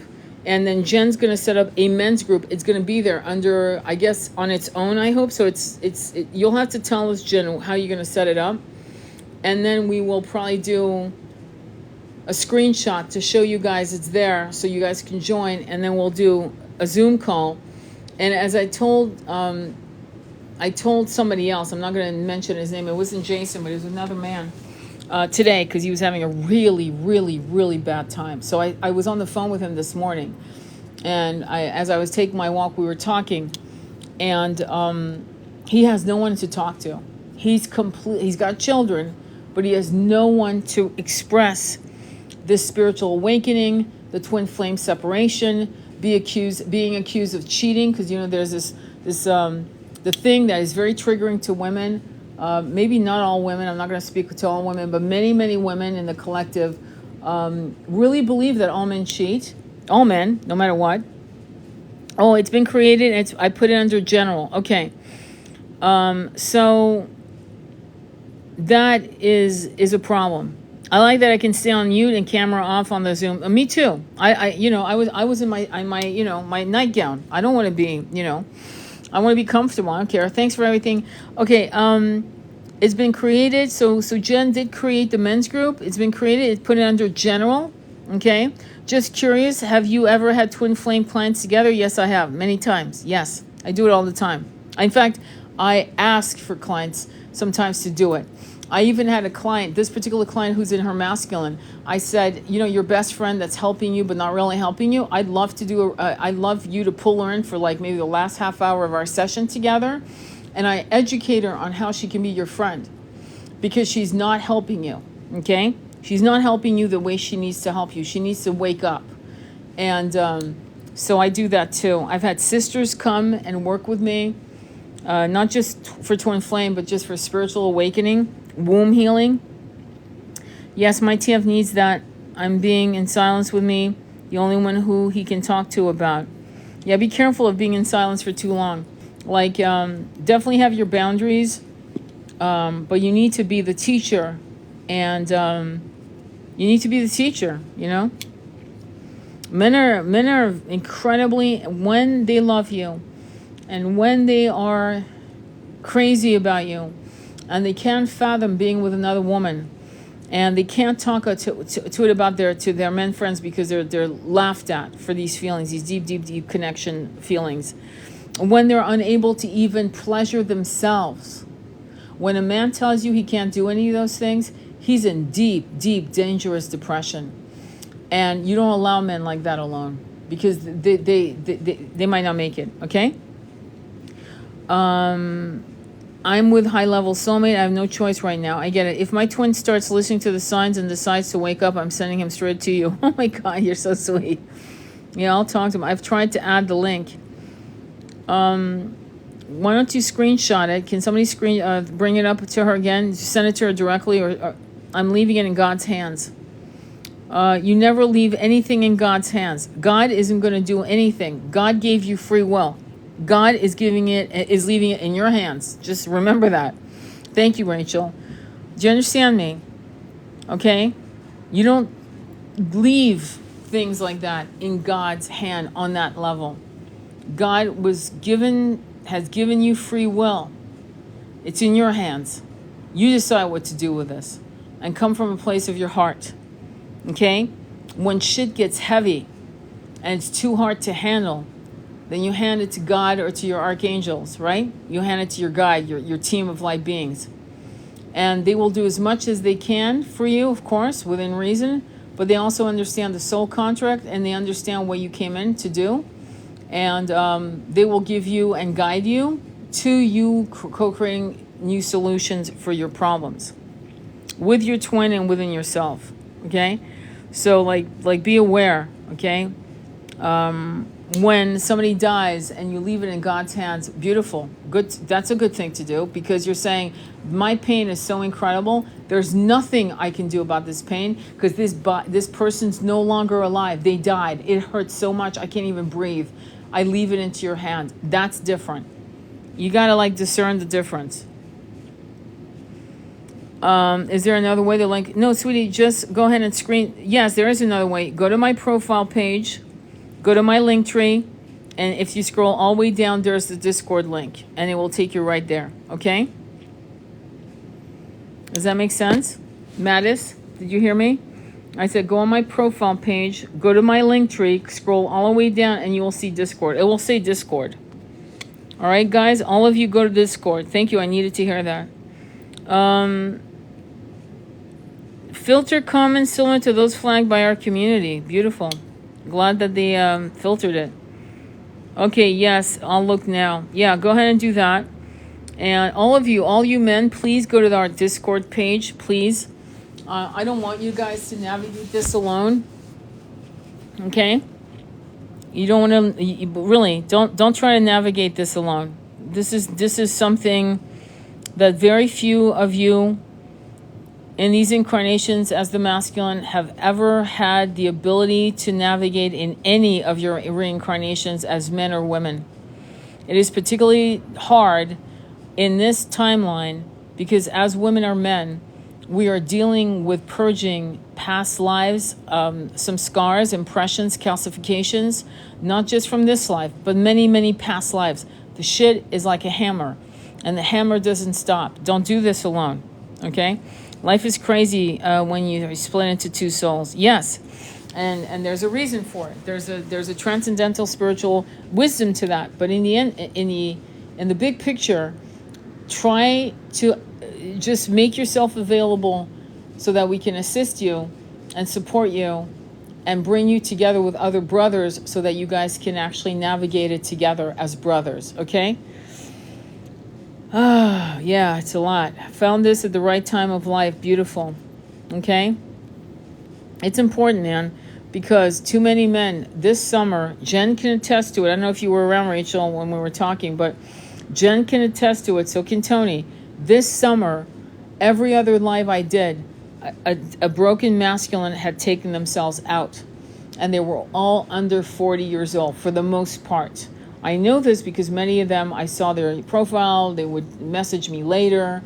I even had a couple clients who were like under 35, and their divine masculine or broken masculine in this case, with addiction, decided to say, fuck this, and they were out. The level of suicides this summer was, I'm a psychic, I've been doing this shit for years, decades. I've never seen anything like it. This summer was unreal. The amount of men, and it was men who did it, not women. I've yet to meet a woman who actually, I have yet to meet a man come to me and say, my divine feminine took herself out. If anything, she died, disease, whatever, but not this. It was a divine broken masculine. That's why I'm adamant in asking you guys to stop the bullshit of stoicism. I fucking love Marcus Aurelius, okay? It worked 2,500 years ago, but can we stop this bullshit? It's great poetry, okay? Love the guy. But let's not, Sun Tzu, love him too. The Art of War, Machiavelli, love all that shit. Great to read. But emotionally speaking, with what we've been asked to do in this particular timeline, to be emotionally available to ourselves, unlike 200, 300, 400 years ago, when we were not allowed, there was too much to fucking do to be emotionally self-aware. We could navigate out of these deep, they're showing me an ocean that's just spinning like a drain going down the drain. It's different now. We're being asked to face our shit, and men in particular are not equipped with other masculine support to help them navigate through the shit show of the dark night of the soul. It's very, very, very difficult. Very. The mentor I started with, her twin unalived himself a few months ago. This was around these lives. Yes. Yes. And I had a mentor who shouldn't not, I hate to say this because I'm just not going to, I'm going to be brutal. When you're going through the dark night of the soul, it is not your place to start mentoring other people going through the dark night of the soul. This is something that, yes, there are men who talked about depression and they get tens of thousands of views. Well, it's funny too, because I was looking at self-love for men. Now, I don't know. I wrote down self-love for women. And I saw self-love for women, self-love for African-American women, self-love for Asian women, self-love for Hispanic women, Latino women, self-love for lesbian women. 3 books for self-love on men. And one of the books shouldn't have even been there. It had nothing to do with self-love. 2 books, technically, for self-love for men. 2. That blew my mind. Blew my mind. So we've got to take this seriously. And if you are going through the dark night of the soul, pass them on to someone who's already gone through it. Like, pass them on to Discord. Show Discord. Say, look, I've been talking to this person on Discord. They're really cool. If not this person, give them a couple of names so they can actually say, look, I'm in deep, massive depression. If you look at Discord, we have tabs that say suicide, massive depression, dark night of the soul. I'm not kidding. We have 3 tabs, okay? So that somebody can stick themselves into that and write out what's going on, and all of us, Jen, me, Tony, and others, will see it, and we'll flag it, and we'll reach out to you. We will. I'm not kidding. Because we don't want that. You matter. You fucking matter. This is the reality of the twin flame journey. Yes, it is the shadows of that reality. And so when you have a twin flame that has been entrenched in 3D reality, and suddenly all kinds of things are happening, and his friends are saying, oh, dude, it's just, plenty of fish in the sea, and, you're just making it up, and you'll get over it, dude. You'll man up. Man up. Yep, man up. And all the wrong things to say to someone who's going through the dark night of the soul due to separation of a twin. All wrong things. Very, very wrong. So, okay. And unlike women who always have someone, typically, toxic masculinity, well, yeah, but I think we need to start, yes, but it's not so much that it's toxic, though, yes, it's toxic society. It's men are lonely. No kidding, I'm here for anyone that needs to talk. She's amazing. Jen's amazing, and she's studied. She's actually been certified for suicide prevention, Jen. So Jen's a healer, okay? I was going to say something to you. Hang on, I was trying to remember. Hang on. Shit, it was in my head and not and out. I'll have to think about this. But, hi, we're friends now. That's great. Something about toxic masculinity. Oh, yeah. Thank you. I'm trying to... It's not toxic masculinity so much, because it's toxic masculinity. Yeah. I'm also going to bring up Andrew Tate for a minute. So don't bash me. Just hear me out in a minute. But toxic masculinity isn't appropriate for what we're talking about. It would be a broken masculine. I think we need to expand our description. There's the broken feminine, the broken masculine, the wounded feminine, the wounded masculine, the divine feminine, the divine masculine, okay? And then there's the toxic masculine and the toxic feminine, all right? And so that's, okay? So now let me talk about Andrew Tate. And Andrew Tate, I think you guys know how he made his money, right? He was having a, what was it? He had sex workers, right, that were doing like live TV, and one of his takeaways, which I found, again, everybody has jewels of knowledge. Okay, it doesn't matter if you don't like a person. Damn near everyone, except for Kissinger, has something good to say. He had nothing good to say, but he said this, that he couldn't believe how unbelievably lonely men are. Which brings us to the next point, which is, and this is not to insult men right here, because I don't think you're about that, but OnlyFans. There are women making $500,000 a month. $500,000 a month. Okay? And so what do you think? It's not all, I'm sure that it's not all men. It could be women too, by the way, who are, supporting these women. But there's a problem here. In other words, they're investing in someone's life. It's insane. Who does that? But something he had said that really hit me hard was how lonely, desperately lonely men are. Some of these men are absolutely gorgeous, inside and out. Absolutely gorgeous, and hurting and wounded, and are trying to figure out how to be a man and what is it to be a man in this timeline. And they want to be good, and they are loyal, and they don't want to have threesome, and they don't want to be polyamorous, and they don't want to mess with your head. But they don't. And the sad part is that they get attracted to wounded, broken, toxic feminines instead of finding their own kind, their own vibrational match. Does that make sense? So they go with people that really lower their frequencies and mess with their heads. What do you do when your twin is in denial about drug use and you don't feel safe around him anymore? He's alone, doing a lot of blaming right now. First of all, I would send him, you see how the energy we did, the guided meditation we did, you would send him energy like that. You do you first, and then you would send him energy by actually working on his chakras, okay, number one. You would sage him remotely. You would do Ho'oponopono, 20, 30 times a day. You would actually get him, because he probably is not a reader, because his mind is all over the place. You would get him Audible books.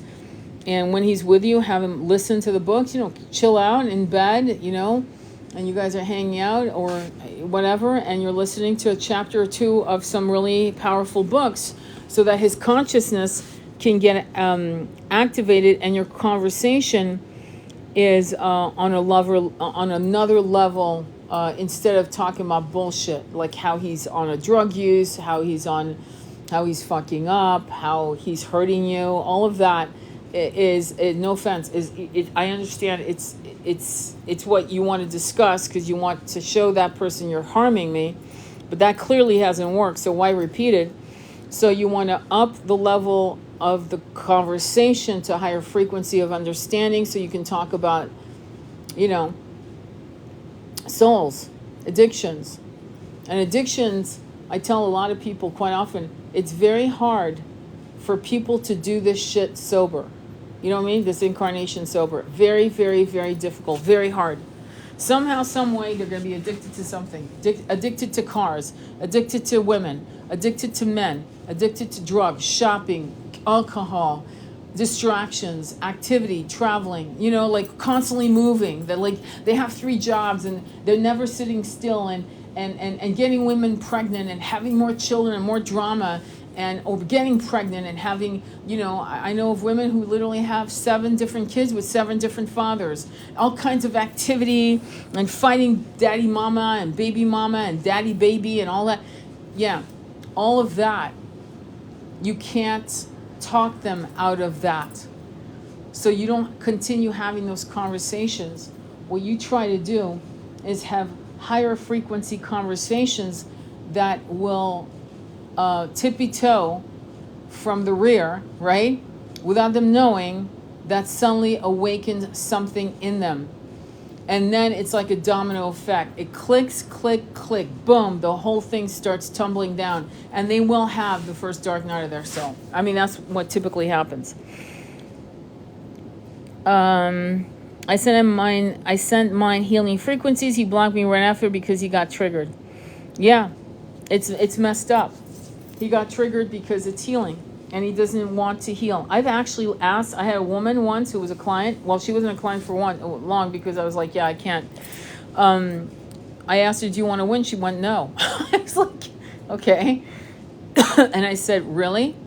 She goes, no, I don't want to win. I want him to suffer. I had just told her that he was not her twin flame. Good news, he's not your twin flame. This is an obsession. And she lost her shit. She basically wanted him to suffer, want his girlfriend to miscarry, pretty much all the things twin flames would never want for another twin. They'll get angry, but then they calm down. This woman was hell-bent on harming everyone involved and did not want to win. Now, when a twin flame is triggered by healing energy and is in that, it's because the ego has taken complete hold. And the ego doesn't want to heal. The ego is having fun, drinking, partying, messing around, doing all. It doesn't want to wake up. It wants the party to never end. It wants to control. Think of the false ego as a parasitic entity. It doesn't want the soul to have control. It doesn't want the soul to awaken. It doesn't want the soul to do massive changes. Because once the soul does massive changes, the parasitic energy called the false ego, the monkey mind, is going to be left to the back of the bus. and it will never have control again. Never. Not to that level of autonomy. Okay? So, all you can do at that point is remote healing here and there when it comes to you. When it's reminded. When like you're thinking of your twin going, I just did a guided meditation for let me do some healing for him. And so you decide to send healing energy. That's fine. But you don't have to do it every day. Okay? So when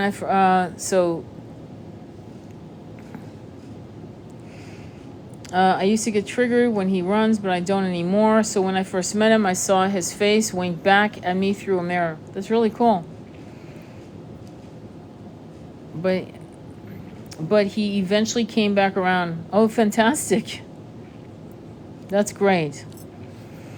So anyway, any other questions on the twin flame? What do we say to send the healing energy? You intend the healing energy. The Ho'oponopono it's actually world famous. It's originally from Hawaii. I'm going to be very blunt with you. A lot of indigenous people from the islands are I would be unfair not to be honest with you about it, are very triggered by how we use it. But because I also use Sanskrit in my way, certainly not the way Hindus do, and because we've been incarnated in multiple racial and we've been indigenous in many places, the Ho'oponopono is so powerful and has been infused with various different cultural and religious background that has become a global. It's been translated into over 42 languages. There's even a certificate of completion to actually understand the magic of Ho'oponopono. And so it goes, Ho'oponopono, the person's name, I'm sorry, please forgive me, I love you, thank you. Okay? And we don't know why it works. It's so powerful that when I was angry and I did not want my twin flame to call me, I didn't use it because I know how powerful, because every time I used it, he'd call. Every time. Never failed. I've had clients, literally I gave it to them, and they would literally say, you will not, like 8 hours later, they text me, like it'd be like, I'm waking up, like, and they'd text me, they would text me like 6 o'clock in the morning going, you won't believe it, as soon as we hang up, I did it like for like, I took a shower and boom, he had texted me. Within minutes, hours, weeks, depending. We don't know why it works. It works. All right, that's one example. The other example, and I'm going to do a video on that, so I'm not going to do it here. It's a video that I got to do on breaking the old contract with a twin and co-creating a new contract with a twin. Because we all know by now, if you guys are veterans on the twin flame journey, you know, because you've tried it, you cannot cut cords with a twin. It doesn't work. In fact, as you cut the cord with the twin, the universe will start slamming you with the synchronicities of their birthday, their name, the this, the that. It's fucking crazy. It's like they get pissed off. But what I've found is that you can actually create a new contract, which would make sense, actually. It's not an addendum to the old contract. You're literally breaking the old contract and creating a new contract. Okay? I feel like cutting cords makes it worse sometimes. Yes, that's exactly why. Exactly. So I am going to do a video on that, on how to create a ceremonial intention with all the words you'll need, and I'll do the video, and then it'll be uploaded to my profile. How do I make a new contract? Well, I know that's what I'm going to do. I'm going to actually do a video on that. So, because I was actually talking to this client who was on the edge of absolute self-destruction, and we talked about how cord cutting doesn't work, and better people than me have tried. It doesn't work. I tried for damn near 18 months. I did everything you can imagine, from cord cutting, using a raw egg. I could tell you shit that would make you crack up. I mean, we could one day share stories and you will cry. It's so funny. Anyway, so it doesn't work. No, because it's a new contract that you're doing through the Akashic record, And it's your soul doing it from a level of purity and love. You're not doing it to fuck with their free will. You're just creating a new you're saying this contract is now, I'll explain it when I do the video, just trust me. And you're rewriting a new contract, and it's an energetic intention that goes into the Akashic records. It's accepted because it's a place of love. You're doing it if you're doing it to manipulate someone, forget it. It won't work. But if you're doing it to create, you see, here's the thing you got to understand. You're saying, don't both parties have to accept? No, because both parties are in the egoic 3D world. You have to know it's a twin, and you have to know they adore you, because they do. It's your twin. And in this particular egoic timeline and incarnation, they're acting like, the runner. And so when you do this contract on the etheric plane of divine love and connection, with you're not asking for them to be in union with you in this incarnation. You're not asking for anything. You're just asking for a new contract, and you're co-creating with the universe. That's it. Okay? And the contract is based on all good intentions. It's not based on being in union, having a baby, doing all of that. If you do that again, it's a form of manipulation. Understand what I mean by contract. I'm talking about what kind of connection, communication, respect, and seeing each other that you're going to have with each other. Okay? It's not a witchy-poo spell. It's none of that shit. Okay? It is something that you're rewriting in the holographic universe, something new, that's fresh, that's beautiful, and you're releasing things that have kept you enmeshed in cycles of nowhere, dead-end streets and so forth for thousands of incarnations, hundreds, thousands of incarnations. So, So that's what I would say. I came across that understanding when I was doing cord cutting. And I tell people it works in that the cord cutting is really cool for a twin, because you're cutting all the bullshit, and what remains is what's clean. It's like clean. It's like I don't know if you've ever gardened before, but it's like, I love growing roses, and the old cane. You cut the old cane off, right? It's old, dead. It could actually rot the rest of the rose tree if you don't take care of it. So you're cutting all the old cane. And what remains is fresh, and what grows out of it is fresh shoots. That's all. So that's what I do with that. But then I realized, wait a minute, hang on. I could improve on that, And once I realized you can improve on that, that's when I realized you could do a brand new contract, one that has no old refuse. In other words, you've let go of all the crap from other incarnations, from different dimensions and timelines, and you're now creating something brand new in the age of Aquarius. Doesn't that make sense? Like, if you're afraid of it, don't do it. But it's just an idea. To me, it makes perfect sense. Because you're not saying, in this life, this is what I want. You're saying across all timelines, across all directions. It's in a way, you want to use the word contract is because we speak, we're limited on language. But we're also forgiving everything from the past.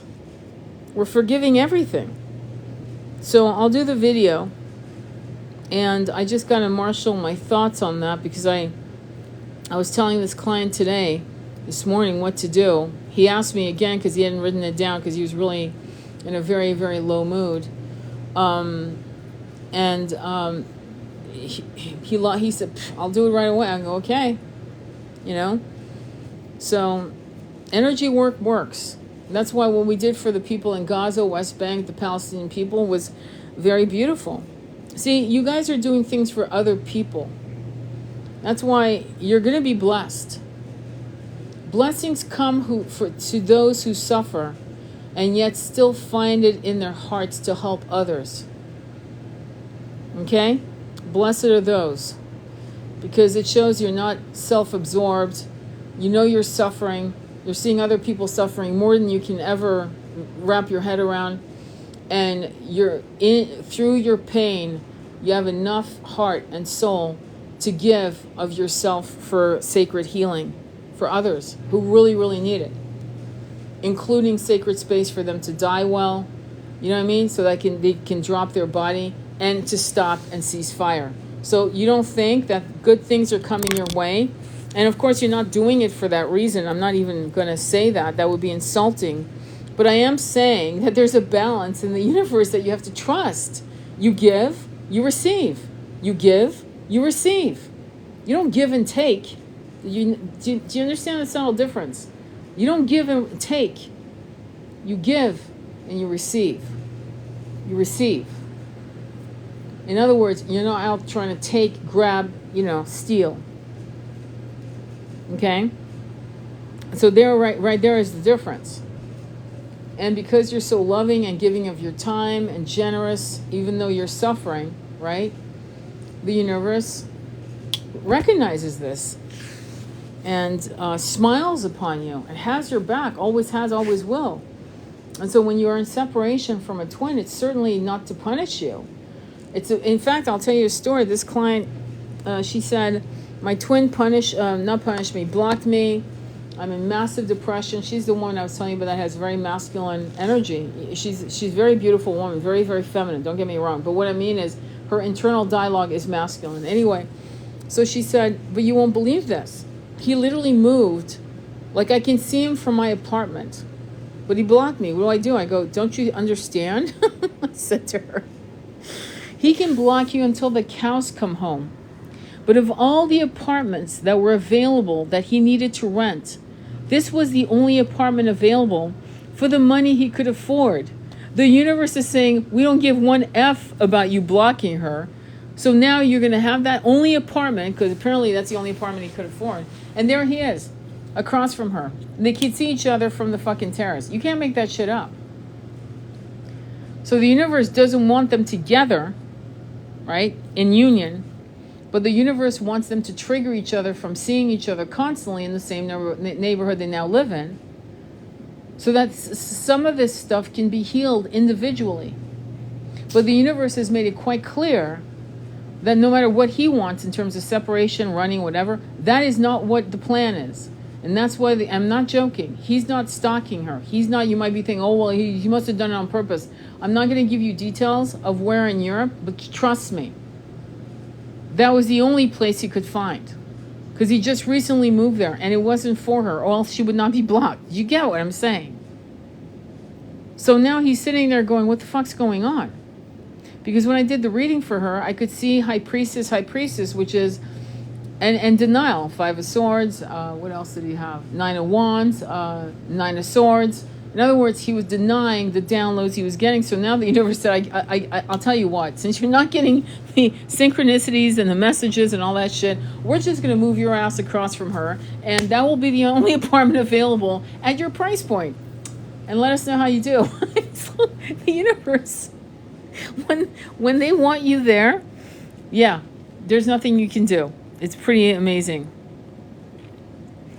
So a lot of people are so transactional. It's how I know they're not genuine. Most people are. How does separation serve the TF souls? Well, I mean, it serves them in multiple ways, because you need to have your shit together, because if one of you dies, you better be enough into yourself.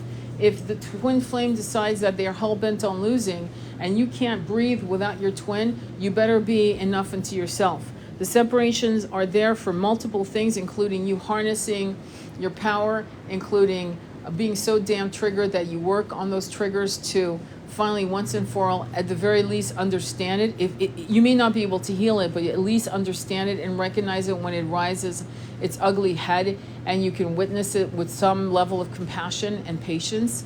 And so that's why the separation is very good. The separation, if I had been separated from my twin for 2.5, almost 3 years, I wouldn't have been able to do and get things done with my son. I would not have been able to go to an incredible level of dark night of the soul where I didn't want to be here at all. I wouldn't have been able to rise out of the ashes and help my mother die and do some lineage healing. I wouldn't have been able to help clients with much more intensity and power. I mean, it wasn't like I was a bad psychic in the past, but I wasn't as armed. I didn't have all my tools before me. I was probably missing 3 or 4. I have them all, and I have them all because and as I grow, more will be revealed to me. But right now I have all that I need. And as I grow and as my clients come to me with more complexities, more tools will be revealed to me that I can use when it's time. One of the things that emerged from separation, guess what, was I studied hypnotherapy. I loved it. I've been a client of that kind of modality of healing for decades. And finally, I stepped in and got trained and certified. So there's a lot of things I would not have been able to do without the separation. Does that make sense? That's to give you an example.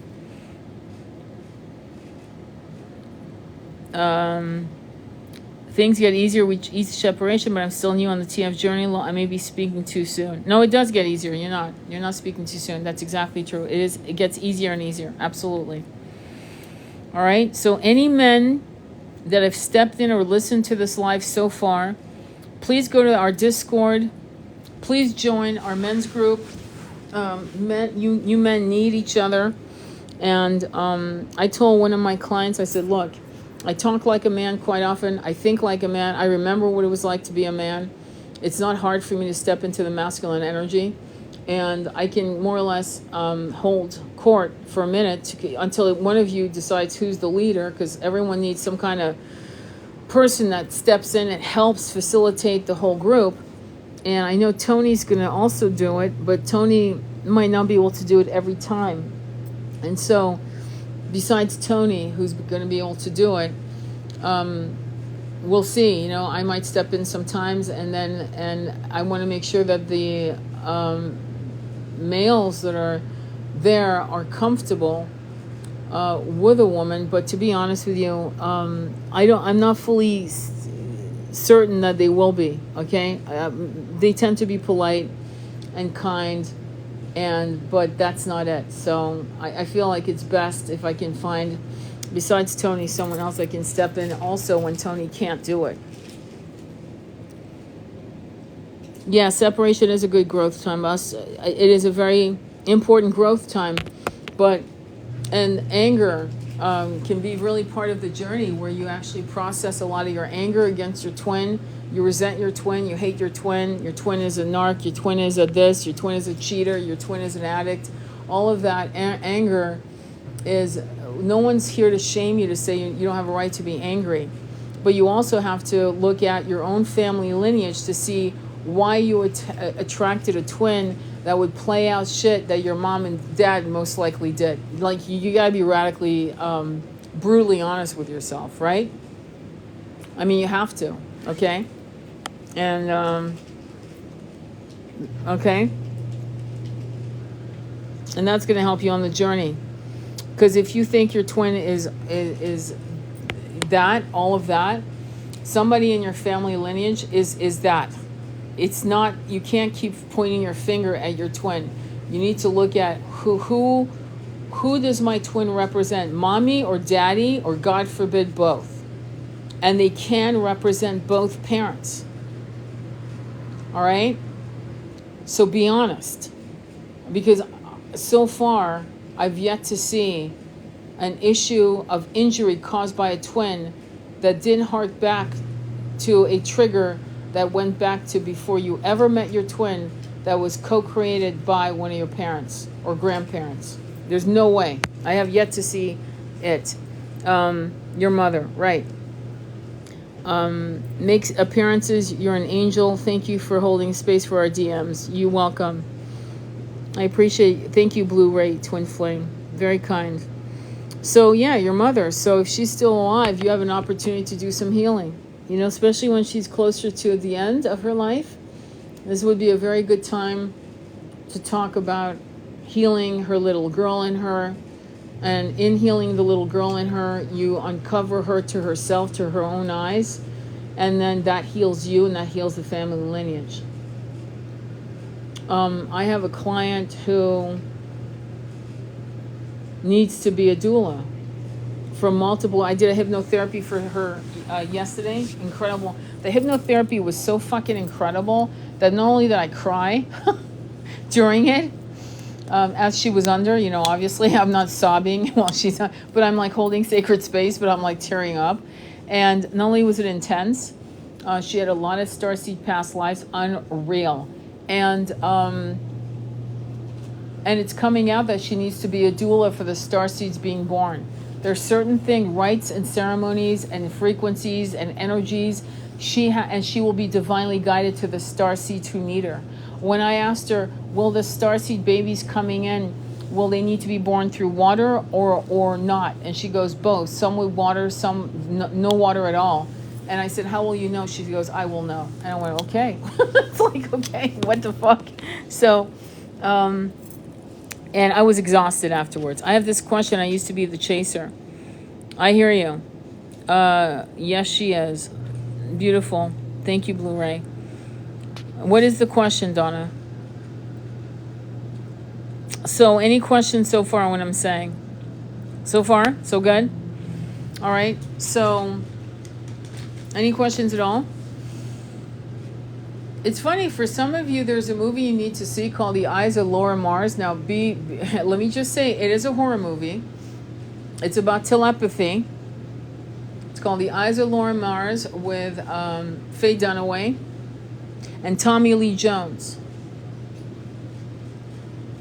Watch the end of the movie. Watch the very end. The very, very end, when it's almost damn near over.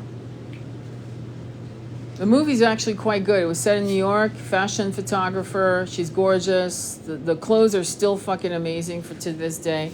I mean, the clothes she wears, not the clothes the other people. It's all set in the 70s. Actually, it's a very well done movie. Barbara Streisand sings the theme song. We had some damn good movies in those days, here and there, that were very transcendental, esoteric movies on spirituality. Watch that movie. And tell me who messes him up. Find out. Come back to me if you want. Messaging or whatever after you've seen the movie. Go ahead and message me and go, I figured out who messed him up. Who messed him up? And then you'll understand your twin, and you'll understand yourself, and you'll understand. And it is a very dramatic movie. Okay, so I mean, I'm not saying that's your mom, that's your dad. I'm saying, but it's so extreme that it could actually, generate a trigger when you go, wait, that my twin's my dad. Holy shit. Okay. Or my mom. And I've got to heal that mother wound or that father wound or both. And it's not easy to heal, let me tell you.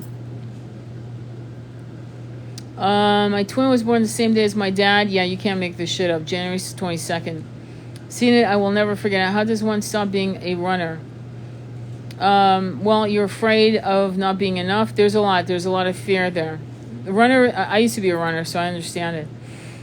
January, not the year. Oh, I got you. January, yeah, that's a lot. How affordable are the sessions on E1? The hypnotherapy sessions are $200 for 2 hours. And I say 2 hours, but every time I go over by like 30 minutes. And it's not because I don't have a clock. It's because I don't look at the clock. I basically, when it feels like it's time to end it, I end it. And I don't end it until it feels like it's time. And it's funny too, because my clients will tell me, hey, when you decided to wrap it up, I was ready to wrap it up. You can tell when it's time. If we go over by a lot, like at 39 minutes or whatever, I usually charge an extra, like it'd be an extra like $50. I'm being blunt, okay? I'm just going to tell you. And then it's all video Zoom, and then I download it, I get your email, and then I do a WeTransfer, and I transfer it to you, which I have to do with this client. Actually, I totally forgot to do it today, but she got the Zoom link so she can watch it. But I have to send her the whole file through WeTransfer, so she can download it into her computer for permanent records, right? And then after that, on my end, it automatically destroys itself after 4 weeks, okay? And only because, sometimes clients don't get to it. Okay, how can you help to heal a parent wound if they're already passed? Oh, that's excellent. Well, if you have a picture of your parent as a child, I would talk to that child, and then I would ask them to show me who they are now as they truly are, not as that physical form. But the first thing you need to connect with to soften your heart and soften the wounds that may have hurt you, wounded you traumatically, is to first connect with the child that they were, and to ask that child to speak to you of what happened to them. And then when you've gone through that particular passage, that path, then to go into a deeper intention and say, Daddy, the man who was once called Daddy, or Mommy, the person that was once called Mommy, in my mom's name was Jacqueline. Show me who you are now. Like, don't entertain me. I say this, don't entertain me and show me as you were. I don't care. Show me how you really are, and I will know you. And you gotta just, whatever they show you is what they want you to know, and it's probably what they want to embody for themselves. Maybe they're having fun with a new face, a new form. They could come to you in pure energy, just pure crackling energy. They could come to you looking completely differently in their most favorite embodiment of a human form. You gotta trust what comes. You know what I mean? Does that make sense so far? That's how you would do it. Is there any way to set up a payment plan with you for a session? For hypnotherapy, I'd work with you. For my readings, for the tarot readings, for twin flames and so forth, it's $108 for an hour, for 60 minutes. And then we could talk about it, yeah. Yes, thank you. I connect with their picture a lot. Oh, that's great, Sarah. Congrats. That's excellent. You're already on the instincts. So soon I'll be moving. I'll do lives on TikTok all the time because I love TikTok, don't get me wrong. But I will be moving to Patreon to do Zoom talks. It'll be audio only calls, so we can all be in our skivvies and do whatever the hell we want, and yet talk and have wonderful conversations. And we will have people from all over the world. You'll be hearing their voice. You'll be like connecting with people. And I think we should do it once a week. I do want to have a men's group, a co-ed group. The co-ed group is a co-ed group.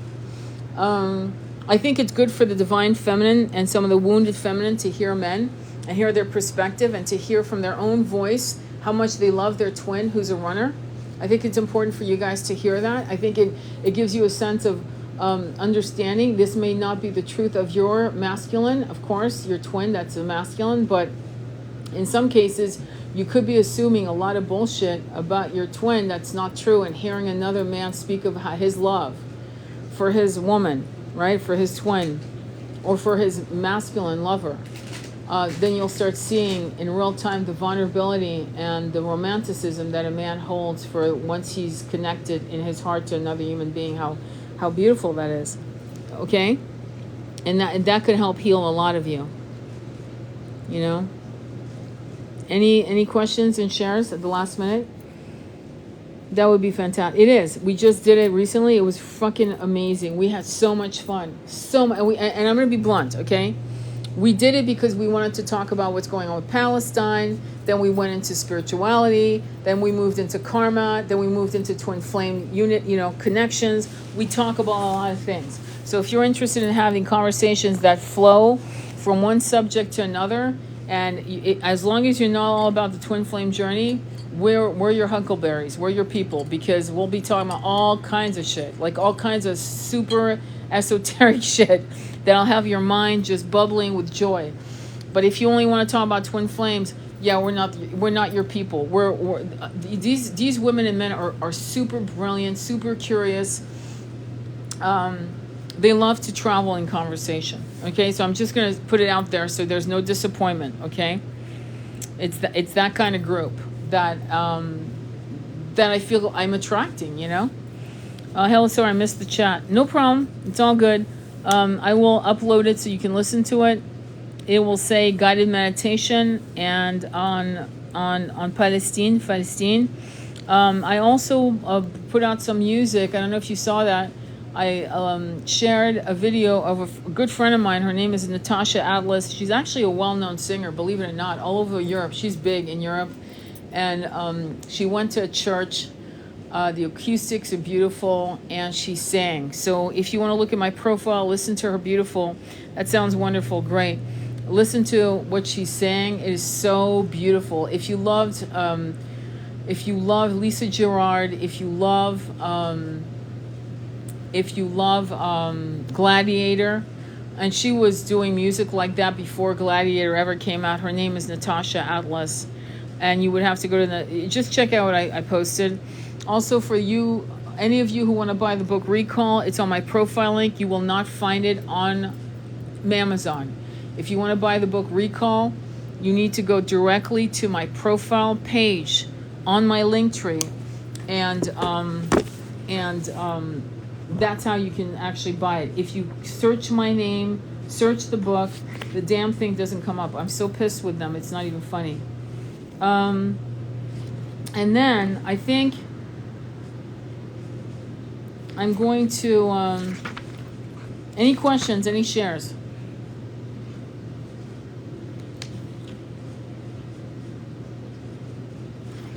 Any shares?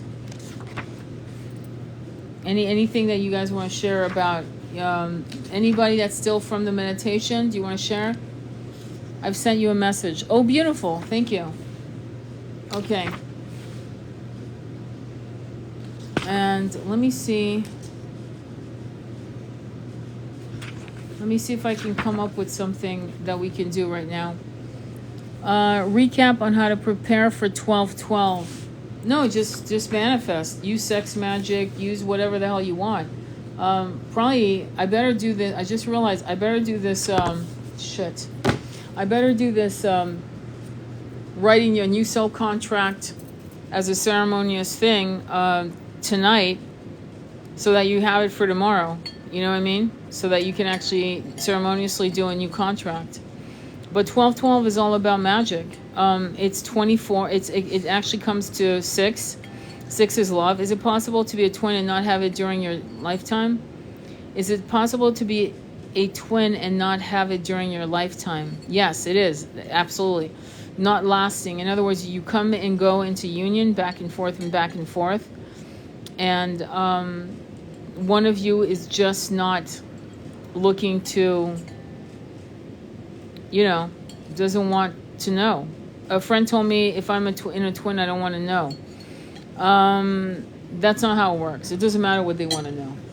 If they're in a twin flame journey, at some point they'll meet and they'll know at some point. And they'll think it's a high level soulmate connection. They'll think it's an intense soulmate connection. They'll think it's got a lot of karma. They'll think all kinds of things. And eventually they'll come to the final conclusion, oh shit, it's a twin. Okay? So it doesn't matter really what they want. So is it possible to be a twin and not know it during your lifetime? Okay, so I misread your question. Sorry, Rachel. So the answer is no. No, it's not. At some point you're going to know.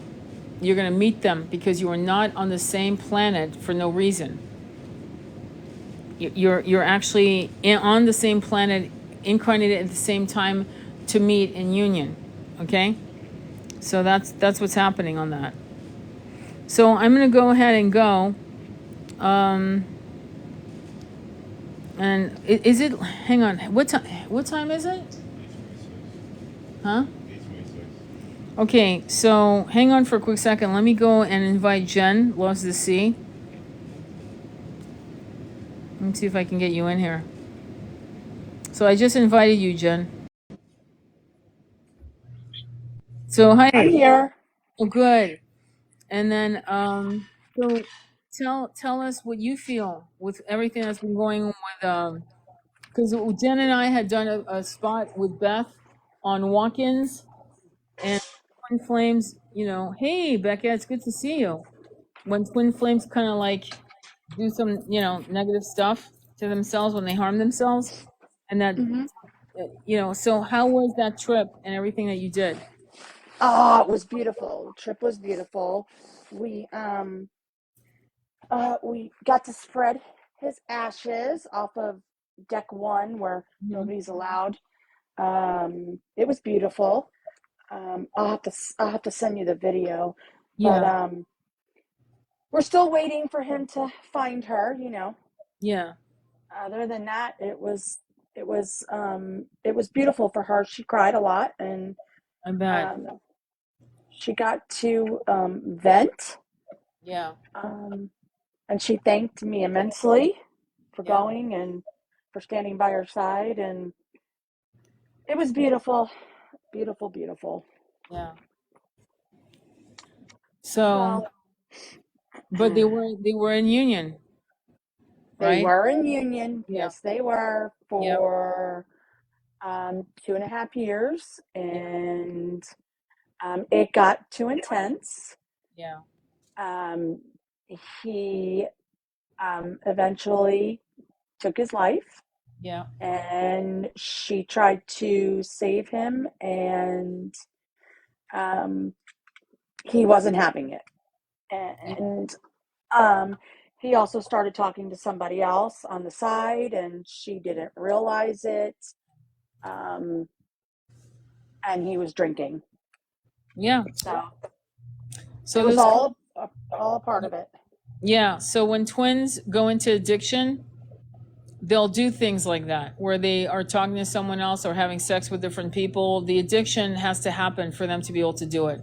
Because typically, what I've found with men that are sober, just so you know, even if they're broken, Mm-hmm. um, as long as they stay away from addictions, like whatever it is, the addiction of, I don't mean sex, I mean like alcohol, drugs, whatever, right?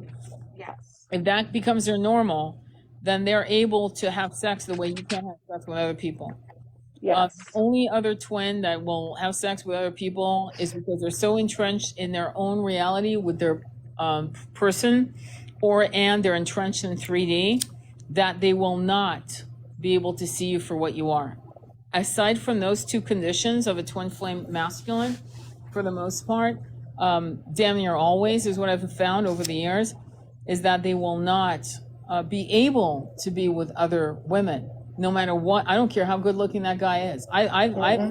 I've talked to divine masculines that became wounded masculines, broken, and women just assume that because the guy's hot, tall, this, that, spiritualist, the Buddha bun, the whole bit, that suddenly he can just get another replacement, like it's a conveyor belt of chicks. And that's not how it works. So the only Mm-mm. thing that can make a man who is in a divine union do this, do all of these toxic things, is to be addicted to drugs or alcohol and or both, Mm-hmm. already dealing with depression, and or firmly entrenched in 3D logic and refuses to wake up, and Yeah. and and could have narcissistic qualities. Honestly, don't think a twin, just because a twin's a twin doesn't mean that they're not fucking avatars. They're not they're not walking on water. They're not turning water into wine. They're not Buddha. They're not Krishna. They're not. Do you understand what I'm saying? So Yeah. when you have content creators telling you that these twin, oh, if that's happening, it's not your twin. Yeah, that's bullshit. That's not what would happen with a twin ray. But a twin flame, sadly, a lot of these issues happen. It's part of the twin flame journey.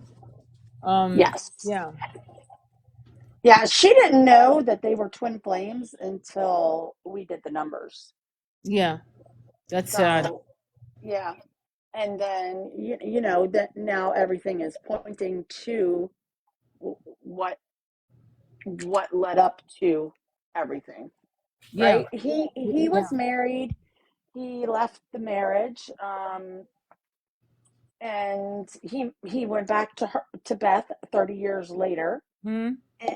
and he came to her broken, Hmm. Yeah, and she tried to fix him, and there was no fixing him at that point. yeah. No Well, fixing him. and sometimes, unfortunately, death is the healing. But in this case, it was more Mhm. like an accident. You know what I mean? It was a It, complete. Yeah, it was an accident. He threatened and threatened and threatened her before, and this will all be in the book. yeah. We're trying to Right. we're trying to put it all together. But yeah, he did threaten her and threaten her and threaten her, and he always played with the gun. Yeah, That was his thing. yeah. So, um,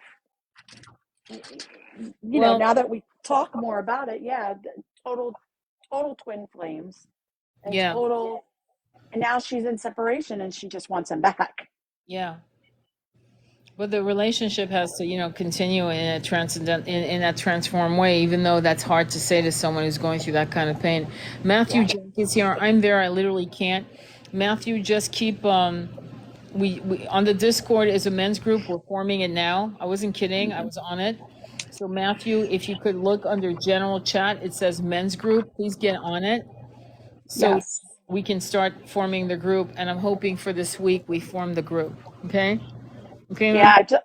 I let Paulie know in Discord so Oh, he good. could, Yes. yeah, Yes. And he so could we start need it. to come up with times. Like, so Polly usually gets on my lives when I'm talking around 6 o'clock. So we'll come up with, because you guys need the perspective, this perspective from men from different parts of the world, having different twin flame journeys, so that you guys can actually, it's not misery loves company, it's finding clarity in the journey.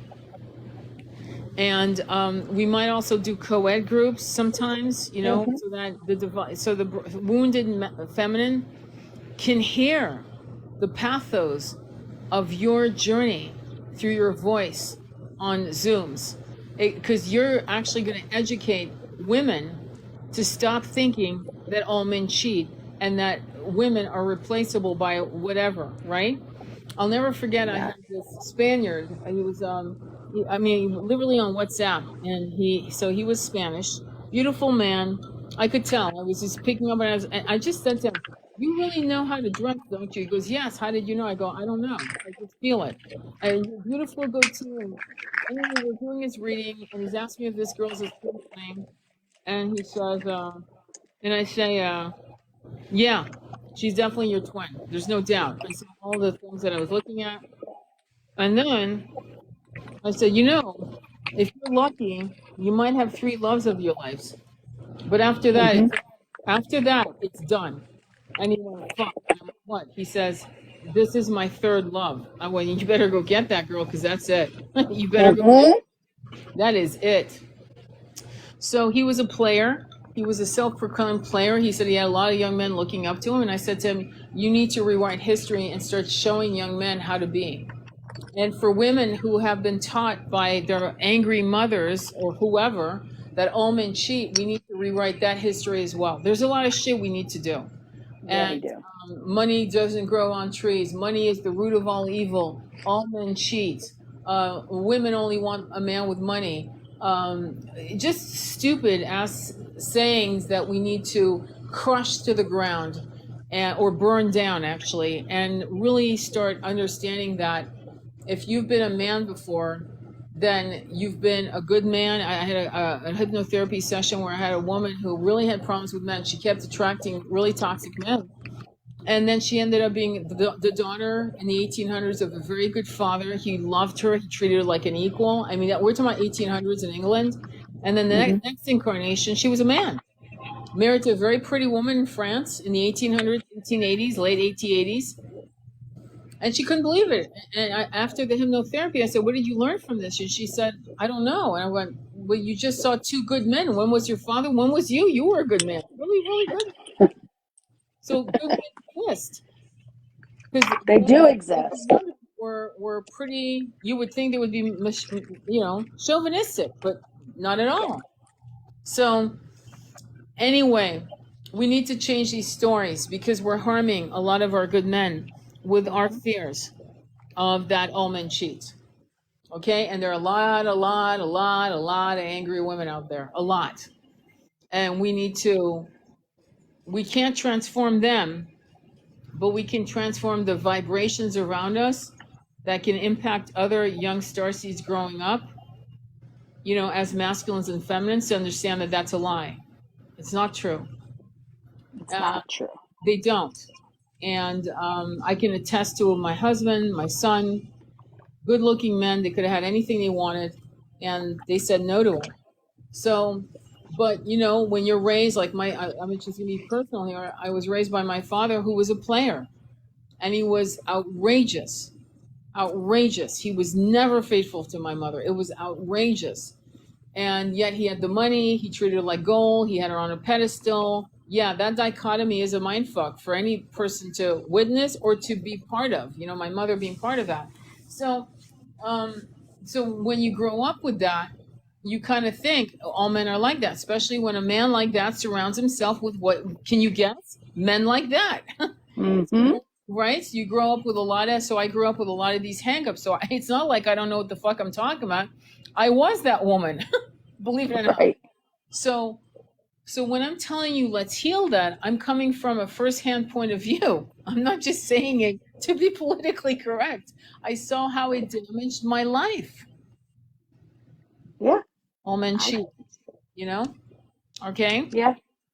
So, all right. Well, change the narrative. I'm always good to the men and they treat me like shit. Well, find better men. And that's the journey we're on. Okay, so I'm going to go. We're all set. So Jen has set up everything you need on the Discord. Under Hmm. general chat, you have the men's group. If you are women who have friends, lovers, brothers, uncles that are going through a spiritual awakening and they're feeling completely and utterly alone, fuck the twin flame journey for now. Let them know that it's available to them. Okay? Exactly. And that we're here for them and that we are looking for men. Besides Tony, we're looking for maybe one other masculine to step in and facilitate the sacred circles on Zoom. And then we'll go from there. We need to co-create something else because we can't leave our men to figure this shit out alone. They can't do it. It's never going to work. Okay? Hmm. All right, Jen. Thank you for sharing that. Anything else you want Oh to? yeah. Sorry. No, I'm good. I just no. Okay. It was And then beautiful. yeah, and then we got to figure out how to get Rachel on this at some point. It's like, Oh yeah. Everybody, please follow Rachel. yeah, absolutely. She's got a brand new account and she's showing her spiritual side. So follow Yeah, her. follow her. All right. She needs 1,000 people so she can go live. Yeah, is that what it is? Bloody hell. Okay. Yeah. So you'll get there. Yeah. That's She'll why. get there. I'll figure. I couldn't figure that out. I was like, what the hell's going on here? Yeah. Anything else? Let me see before we go. Let me see anything else. Oh, okay. It's okay. You'll We get. we got you, sister. Don't Yeah, worry. yeah. Don't worry. And then who's Shova? I don't know who that is. Gurian is saying Shova. I don't know what Shova is. I do know there's Shova scarves. It's like I go right to fashion. It's like no, there's these incredible scarves by Shova, and they're like wings. I think I can go live from my other account. Okay. All right. Well, let's do it next time. Let me know ahead of time so we can. Well, I mean, I don't need to prepare, but you can prepare. All right. Yeah, I gotta get it going. I'm like fucking exhausted. Anybody else want to share anything like exhaustion, happiness, joy, downloads, dreams? Double D, thank you. For sure. Cool. All right. Well, I'm feeling good. I want to thank you again for this, for taking some time. I will upload this live and happy manifesting tomorrow, y'all. Yep, do your thing. Yeah. Yep. All right, my friends. Thank you so much. Sending you much love. Take care. Namaste. Be well. Love you. Love you. Bye.